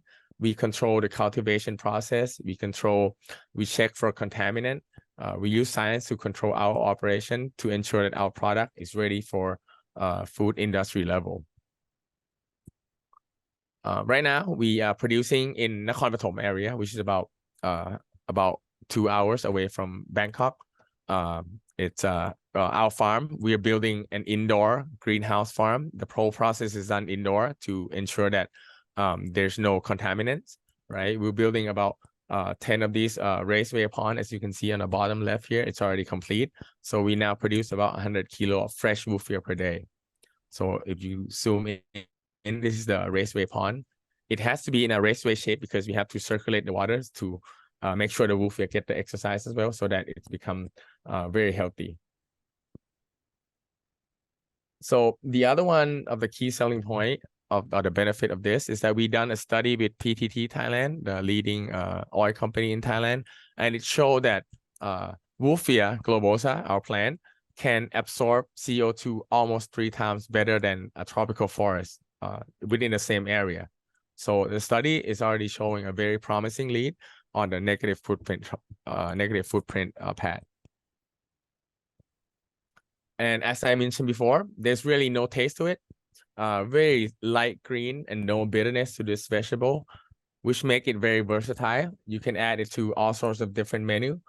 Eat it fresh with salad, put it in your spaghetti, put it in your smoothie, put it in a sauce, put it in a soup, put it in your smoothie drink. So it's very versatile. The nutrition is consistent across all this if you process it right. Even in powder form, it smells just like matcha or green tea, which make it much easier. If you compare nutritionally wolfia and spirulina, it's about similar level.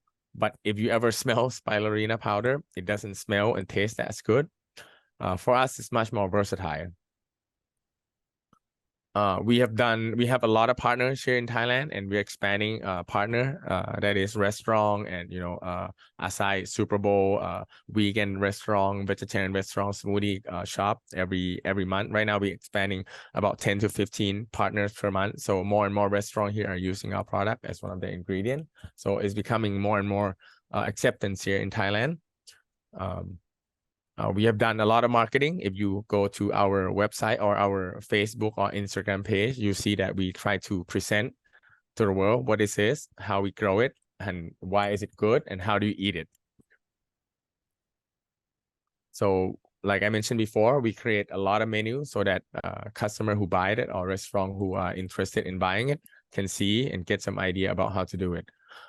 Fine dining restaurant, gourmet restaurant really appreciate our product because as I mentioned before, no taste, no flavor really. So you can add it in any menu without interfering with the existing ingredient, right? Ladoo, which is the leading, the top #1 fine dining restaurant in Asia, also using our product.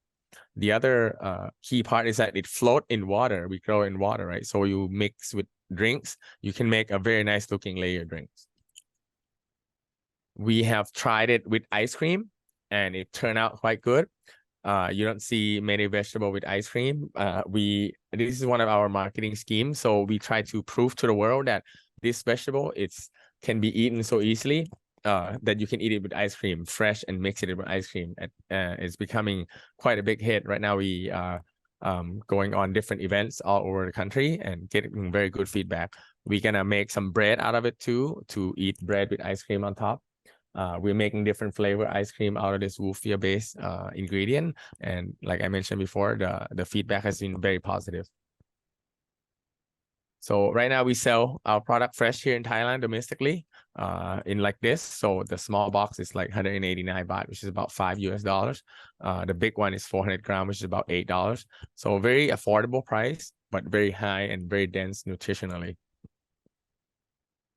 In the future, we plan to process it into powder form. And as you see earlier, in powder form, you get a very high protein content and also with other beneficial minerals. We're going to do a frozen cube where we export it for ease of use. You can just mix it in your smoothie. We're going to do a bread spread. We're going to do a salad dressing. So there's a lot of potential. Our product is very versatile, so you can mix it with all sorts of things. And we are one of the only 7 in the world who are doing this, approaching this. But the entire world's duck wheat is actually, if you search for it, it's becoming a next big thing because, as I mentioned before, it's very sustainable. The usage land efficiency is very high compared to any other protein producing plants. A lot of company, a lot of researcher, a lot of university are putting the effort on it. And we are the only 7 company in the world who are actually out commercially. So if you have any other question, you can leave it here in a comment or contact us through the Royal Embassy of Thailand. Here's the team. Dr. Mehta is our founder. He's been studying microalgae for over 20 years and found out there's this potential new plant in Thailand that can actually help us with food security in terms of environmental and nutritional wise. And also Dr. Viswat is also an expert in plant-based innovation. Myself just recently joined the company, so I handle the commercial side of things. We also have a CMO, which is Dr. Sutira, who's an expert in medical study. That's why we have been exploring a lot of medical research. Cancer patient company, cancer patient meal replacement company actually appreciate us a lot because it's very helpful for our product to be used in their meal. So there's a lot of potential here, I believe. So if you have any question, please leave it with me or in the chat box, or you can contact us to the Embassy of Thailand. Thank you very much.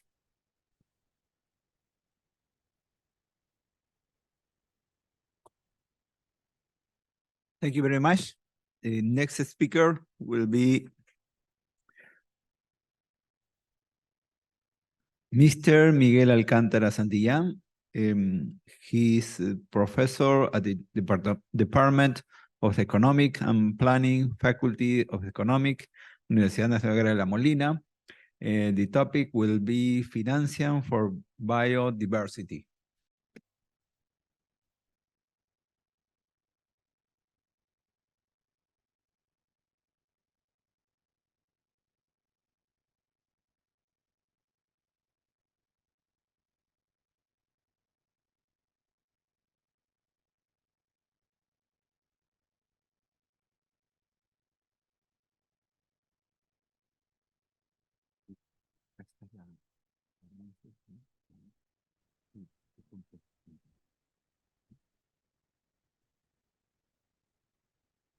Y buenos días, muchas gracias. Good morning. Thank you very much for the invitation to participate in this important event. Basically, I want to share with you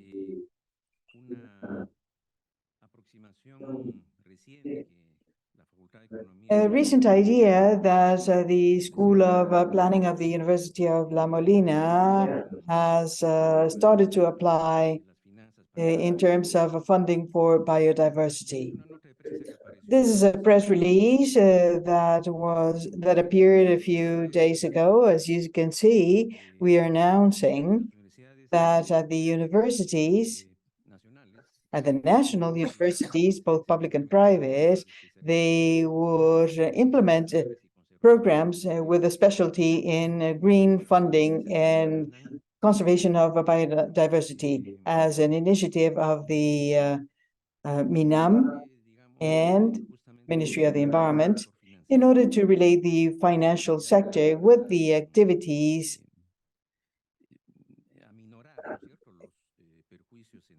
related to reducing the loss of biodiversity. So the first two universities that are participating in this effort are the National University of La Molina, is the University Antonio Ruiz de Montoya. We participated in an intensive coaching course by experts from the Frankfurt School of Finance and Management with the support of the international German cooperation. This is also part of the BioInvest project. And falls within the framework of the green economy projects promoted by MINAM. So as we can see here, there are different tools that can be used to guide the global economy towards sustainability issues. One of them, for instance, is the issue of funding for global climate change and sustainability. As we see, the financial sector plays a very important role as intermediary because they raise funds and assign capital to different activities or economic projects that obviously have a high likelihood of being profitable. So obviously there's a high potential for sustainable funding. So the financial sector decides where the capital flows to and where it doesn't flow. So it's a very important role that they play in the financial world. So we could say that we have a tool that can expedite the transformation of the economy towards more sustainable practices, making a turn from a linear economy with classical activities of taking, doing, wasting, or to a circular economy. And in the environmental issue, the climate change drew the attention of many agents, many institutions and entities. Now, in terms of climate change, of course, we can consider aspects of mitigation or adaptation to climate change. There are different strategies that can be applied. As we said, the conservation of biodiversity is another relevant issue to reduce the levels of pollution and obviously social issues. And precisely, the issue of sustainability is quite broad because it involves the environment, the social aspects, and the economic aspects, as well as governance issues related to the entities that participate in all these processes. Issues such as the organization of the companies, wages, rights of the members of those entities, entrepreneurial ethics, business ethics, internal control over the activities of the enterprise, and in general, the way in which the members of the company contribute to the proper sustainable development. And as we see in the lower part of this slide, we talk about funding for climate change that falls within the framework Convention of the United Nations on Climate Change, that defines it as a local, national, or transnational funding that may come from both public, private, or alternative sources. So this is a type of a fundamental funding, for instance, to reduce emissions in such a way that the different countries that use these tools can successfully adjust to the negative effects of climate change. And there is a green funding, broader funding that addresses other objectives or environmental risks and is more linked to ecological issues.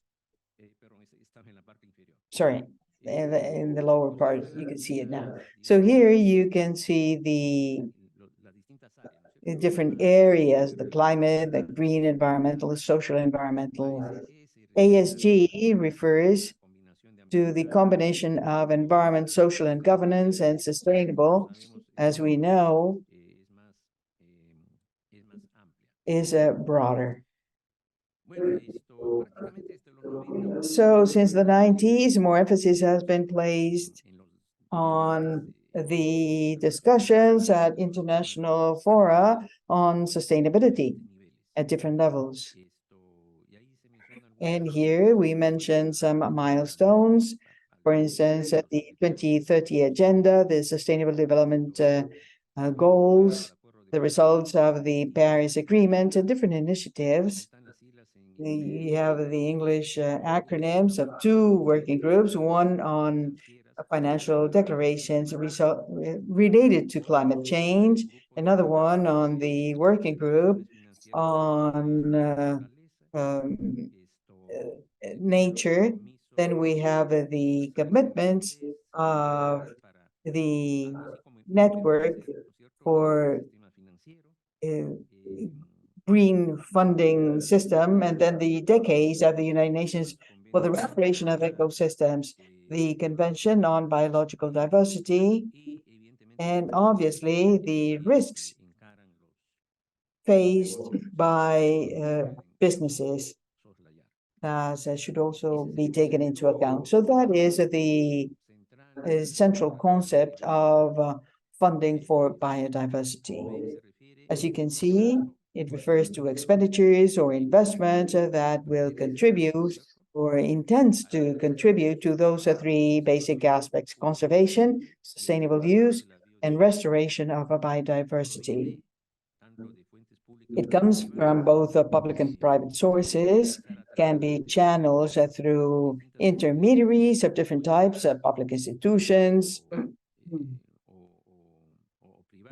or private institutions, and it can flow based on different instruments and financial mechanisms, both at national and international level. So that's the commonly accepted definition of funding for biodiversity. There are other terms that are also related, such as funding for conservation, which obviously has a lower scope. And natural capital, this term may be shocked or it may clash with indigenous interests, the interests of local communities.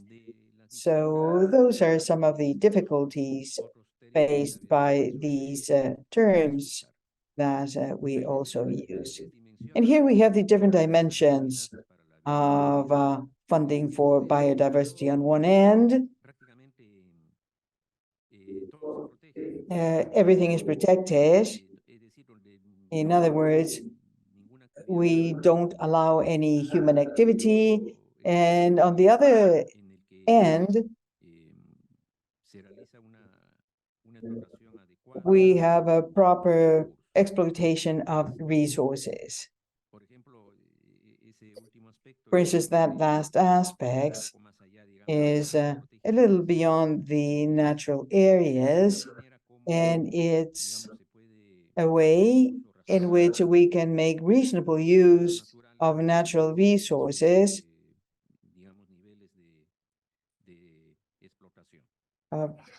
after exploitation level. So here we have the three: preservation, conservation, and exploitation. Conservation, obviously, more linked to sustainability.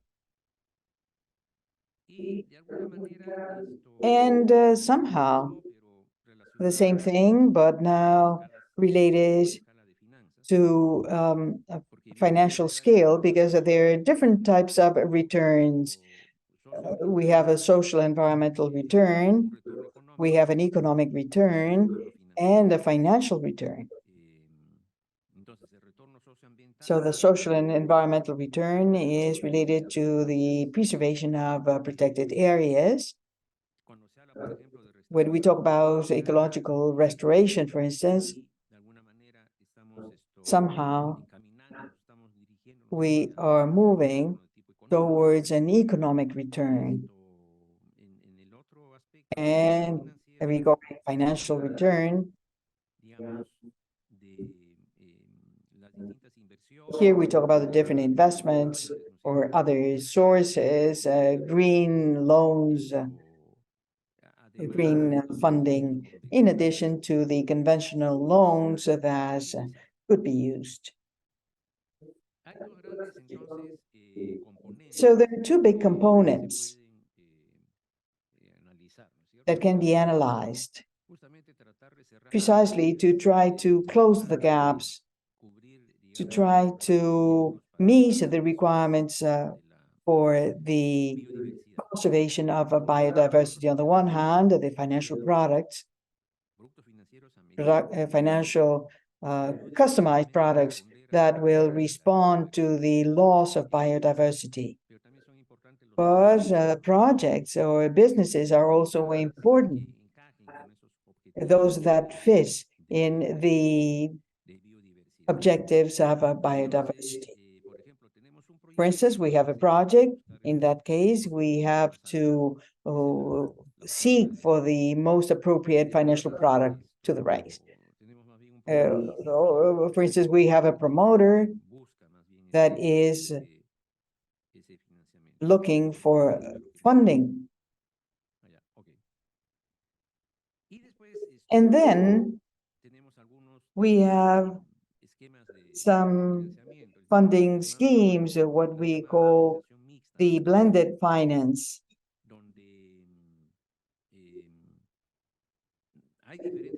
Where there are different alternatives, different schemes, but the usual thing is to have a private capital with market rates and development funds that come from any source, a public, private source.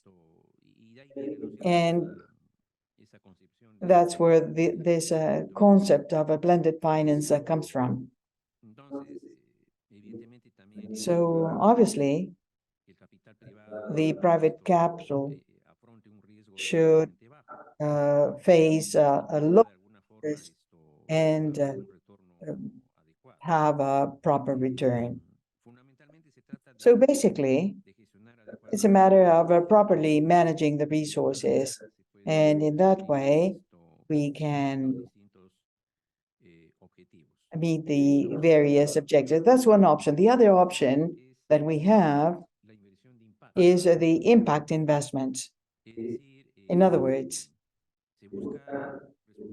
we seek positive results for a given society, for a given environment. Normally, these are private investments that are not so interested in the return. They can accept a relatively low return, but what they value the most is that they must have a positive impact. And one of the examples that they showed us in the training course that we received a few months ago was this investment fund, Sustainable Impacts, acting in different countries of Latin America. And then here we have some indicators of this investment fund. And in general, we have a number of criteria based on which we analyze the bonds and the green loans. This is a guide of the International Financial Corporation that serves as a guide to establish the requirements for those loans. Here we have the 4 relevant criteria: use of income, use of proceeds, assessment of the project and selection, management of proceeds, and reporting or analysis of the impact. Another relevant issue has to do with the green taxonomies. This is a tool for a classification that that help investors and companies when making decisions, because in that way they know what economic activities are being respectful of the environment.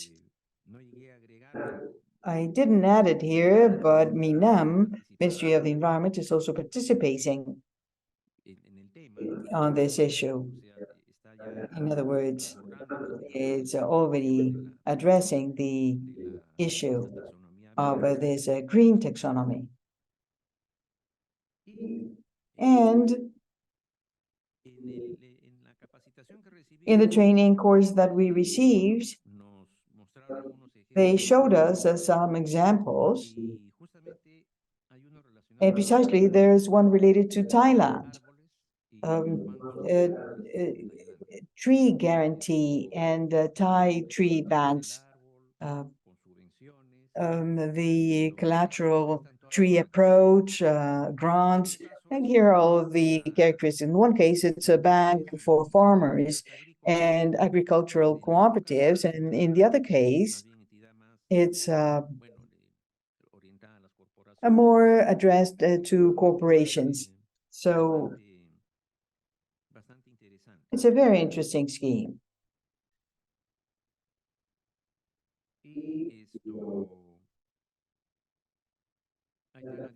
And there you can see the different guarantee typologies.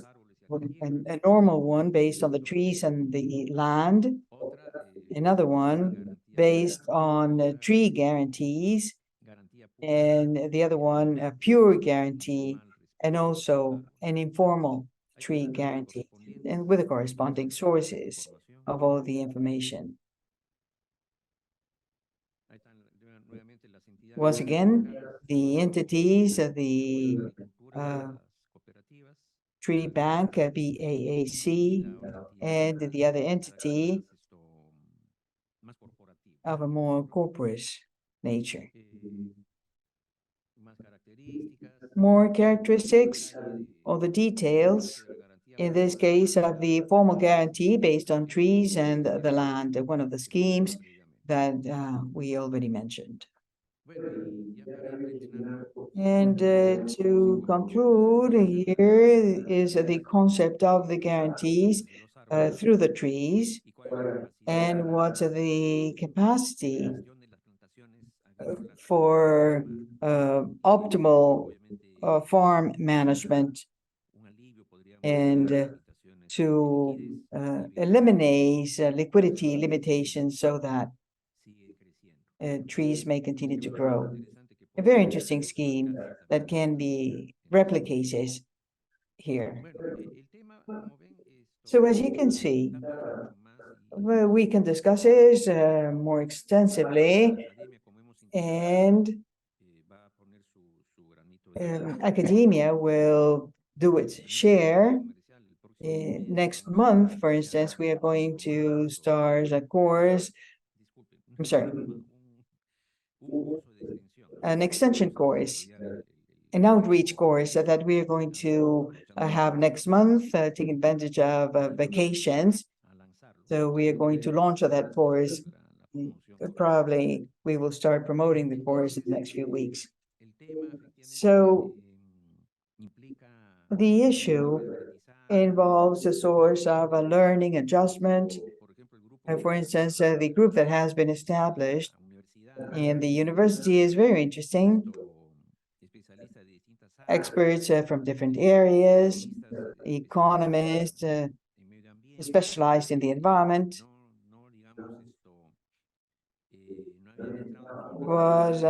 hadn't gone into deeply in the financial aspect. Also, colleagues from the food industry who are now seeing the economic and the financial aspects, and so on. And colleagues from management who by definition are experts in finance, but hadn't gotten into funding for biodiversity. And also colleagues from the University Ruiz de Montoya. So we face an interesting challenge ahead of us as universities, and some concerns that we will probably be able to solve the issue of the monetary assessment that has to be adjusted when we talk about natural resources and biodiversity. And there is some progress made because some national banks and municipal savings associations are participating, but it's a promising area, and the important thing is to continue contributing to the sustainable development. Okay, thank you very much for your attention.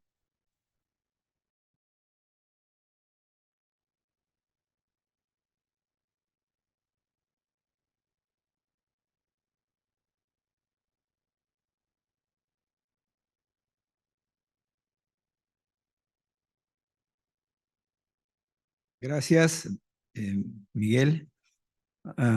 Next presentation is by Mr. Renzo Cateriano, is General Manager of Future Foods Company, producer of Demolitor, insect-based energy bars in Peru.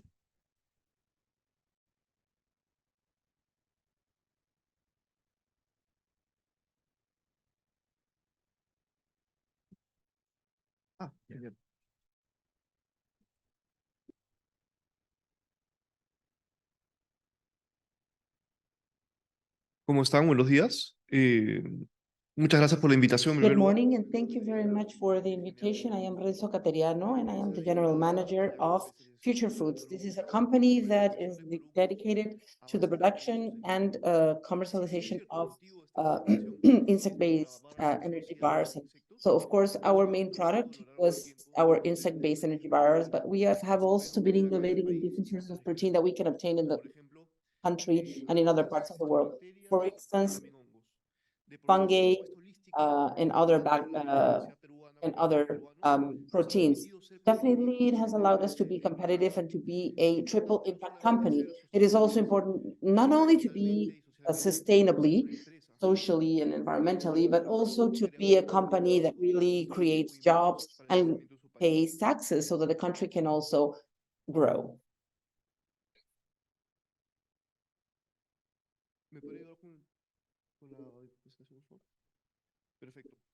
So the main objective of our company is to fight against the food crisis, because we now are at a very difficult situation. And we have these numbers. 253 million people in the world are right now facing an acute food crisis. 826 million people in the world suffer from hunger. And in Peru, we are in a much more complicated situation because 60 million Peruvians do not have enough food at home to thrive. And that's why with our company, we found a solution to this problem through the use of protein inputs and other alternative protein sources. So what do? At Future Foods, we use sustainable protein sources like insects, and we obtain protein from them. But how do we do that? We use organic waste that can be found in the industry and the households, and we use that as an input for feeding the insects. And so these are raised and bred at the lab, and they have a sustainable production, not only in terms of the impact of the CO2 emissions or water impact and food impact, but also at the protein level. And so this is just a very small schematic of our production process. So we obtain all 1 ton of organic waste, and then this is used to feed the insects. They are bred at the lab. Once these insects have grown and they are already having this high nutritional value, we process them. And so we obtain protein from these insects. Here we can see that for every ton of organic waste, we can turn the insects into 300 kilograms of protein. And at the same time, we can turn them into 600 kilograms of fertilizer. And we need to take this data into consideration because our company uses the whole supply chain and the whole product to be able to then sell them in the market. Here, you can see the 2 most used species for our production. We have the Tenebrio molitor, which is a beetle, and mostly it's a pest in the rice crops. And so we breed them in the lab and we dehydrate it so that we can turn them into protein. So we use nutrition, we turn them into nutritional and protein supplements. And then on the other hand, you can see the larvae of the black soldier flies. This is a species that can be found in the jungle throughout the Amazonic region. It has a very high protein level and palatability also. And that's why we use it for feed, animal feed, and also not only as a live animal, also not only just as feed. Here you can see a comparison of why we use insects and other sources of protein and why this can be a solution vis-a-vis the food crisis that we have today. In order to produce 1 kilogram of beef, we have to use 20 kilograms of feed, while for just 1 kilogram of insect protein, we only use 1.2 kilograms of feed. And this feed, like I said, it's organic waste that comes from the industry. So we are reusing and recycling this organic waste. So it's 17 times less the feed that we need than for beef. Now, in terms of water, there's many articles saying that in order to produce a kilogram of beef, they need 15,000 liters. They say that other studies, they say that it's 22,000 liters. For us, it's only 2 liters of water for every kilogram of insect protein. And so this water doesn't come from an external source. This water is from the organic waste themselves, because they also have the content of moisture. And then in terms of CO2, you can see that the protein as compared to the animal protein. So broilers, pork, and beef, it's definitely more economic and more sustainable and more cost effective. And that's why in our company, we've been able to develop many business lines like the supplements. Also, we have the balanced feed for animals.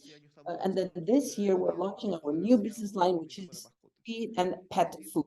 And so we use different species of insects and different sources of alternative protein in order to be able to process them and provide solution to the different problems that we have. As you can see, we also have the insects, and then we can turn them into powder, a protein powder that is used to feed people, but also we use it as a balanced feed for animals. Right now at the company, we are working on different social projects in different communities, and they are specialized in aquaculture.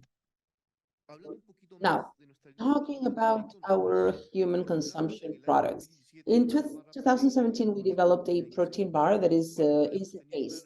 And with this, we've had a huge repercussion nationally and internationally. In 2019, we got the nutritional award to the best energy bar because we used insect protein and to mix it with input from biodiversity. And so it is very important for a company to go that is using circular economy to really be competitive commercially. It is useless if we have very innovative proposals if we don't really can sell them in the market.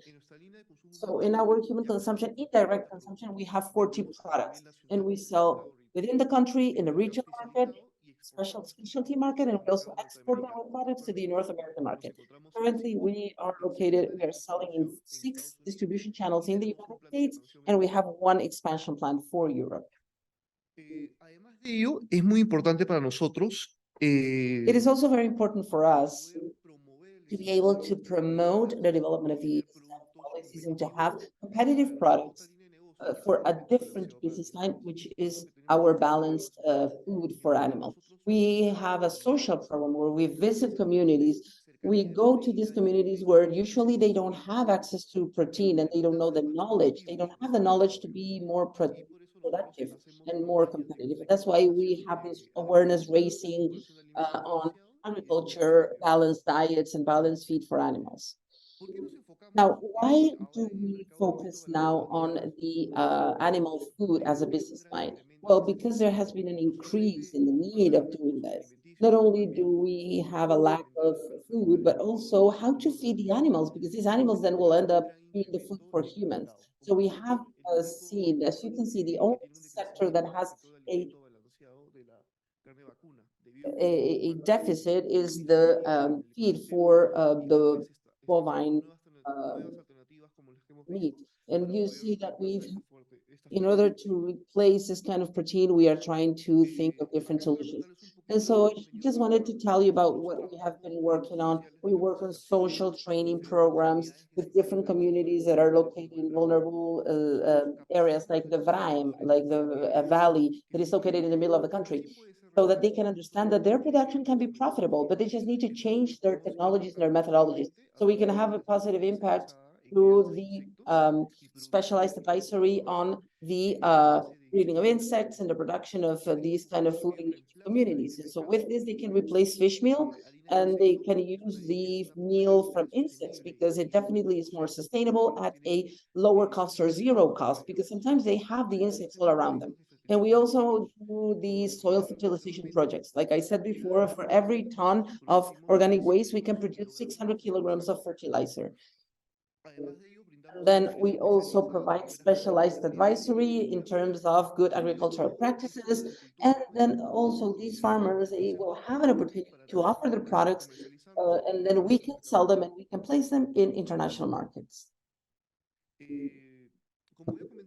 As I said before, within our productive chain, we use all of the products and all of the, so we use the feces of these insects and use it as organic fertilizer to solve some of the problems that occur right now because of the lack of inputs for agriculture. And so there is a very complex situation because due to the international crisis and the wars and the lack of distribution and logistics chains, we have had a lot of difficulties in our country to be able to import fertilizers and to obtain organic matter for agriculture. And that's why we launched our gardening line to be able to face this crisis. We have developed an organic fertilizer that has very competitive properties and that currently is being sold in the market for the small agribusinesses and also for household gardening. So we are using 6 types of insects for this kind of fertilizers.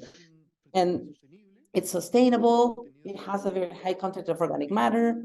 It is harmless because it is produced under controlled conditions, and it also has a biopesticide effect because of the attributes that are provided by the exoskeleton of. Here you can see the different displays and presentations, both for retail as well as for distribution for the agribusiness. These are products that are organic and they have a content of macronutrients and organic matter, and they are very needed for agriculture. It's a sustainable insect frass fertilizer. And then these have been some of the awards and accolades that we have been getting. This is a company that was actually created here at the Agrarian University. It is true that I am not an alumni here, but definitely they have always been very supportive. They gave us access to their lab, and also that's why we need to have this ability to be competitive and to be able to enter the market. One main challenge that we had in a lot of startups like us is that sometimes those startups, they don't worry about the commercial aspect. They just stay in the lab and they think about the scientific aspect. But it is also important whenever you have a startup, you not only need access to a lab, but you also need access to a market, and in this way you will be able to improve your products. We've had also some media visibility like CNN in Spanish. Our breeding protocol has been awarded by the MIT because it was one of the first breeding protocols that we had. We got the App Nutrition Award also in 2019. And then we've also been, present, surrounded by presidents and other personalities, and that has allowed us to really have visibility, to promote, to outreach, and it is viable. It can be competitive commercially. In our company, we've turned this into our reality, and we really want for more people to join us to keep on working for this. And so thank you very much for the time given. There's my email, rcateriano@futurefoodperu.com.pe, and that's our website also. You can send us an email, you can ask questions. So thank you to the Ministry of Production, the Ministry of Education as well. They have supported us throughout our journey. Thank you to the American University and their business unit and their Agraria, their business incubator, and also ProInnova, that they have funded many of our innovation projects. Thank you very much.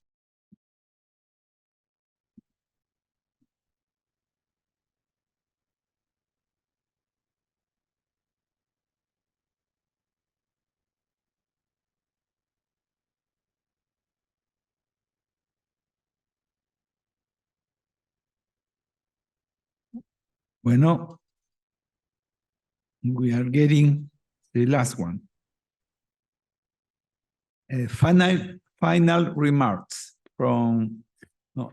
by Doctora Jenny Valdez Arana, Dean of the Faculty of Food Industry, Universidad Nacional Agraria de La Molina.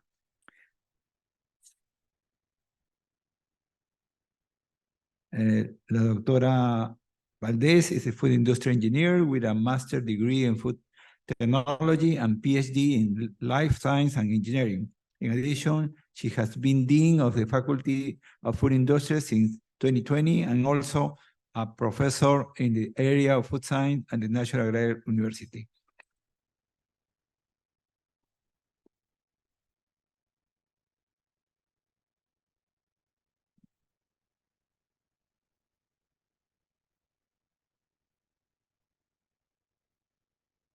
Bien, muy buenas tardes con todos. Igual saludo al doctor Américo Guevara Pérez, rector de la... Good afternoon. Thank you, Mr. Guevara Pérez, also Mr. Sobon, designated ambassador of Thailand and Peru, and all the dear presenters, speakers from Thailand and Peru. Also the businessmen, students, professors, and all of the distinguished guests are joining us today, not only here in person, but also online. It is an honor for me to address to you in this hybrid seminar, and definitely it is very important. It is quite transcendental for Peru and for Thailand for the development of food products in general. So I would like to first thank the Thai Embassy for developing the seminar, along with the School of Food Industry, and also thinking about exploring the different opportunities, business opportunities, and partnership opportunities in order to improve and enhance this, having also some PPPs maybe between both countries. Definitely, we need to promote sustainability and food security throughout the global chain. We see that there is a scarcity of food.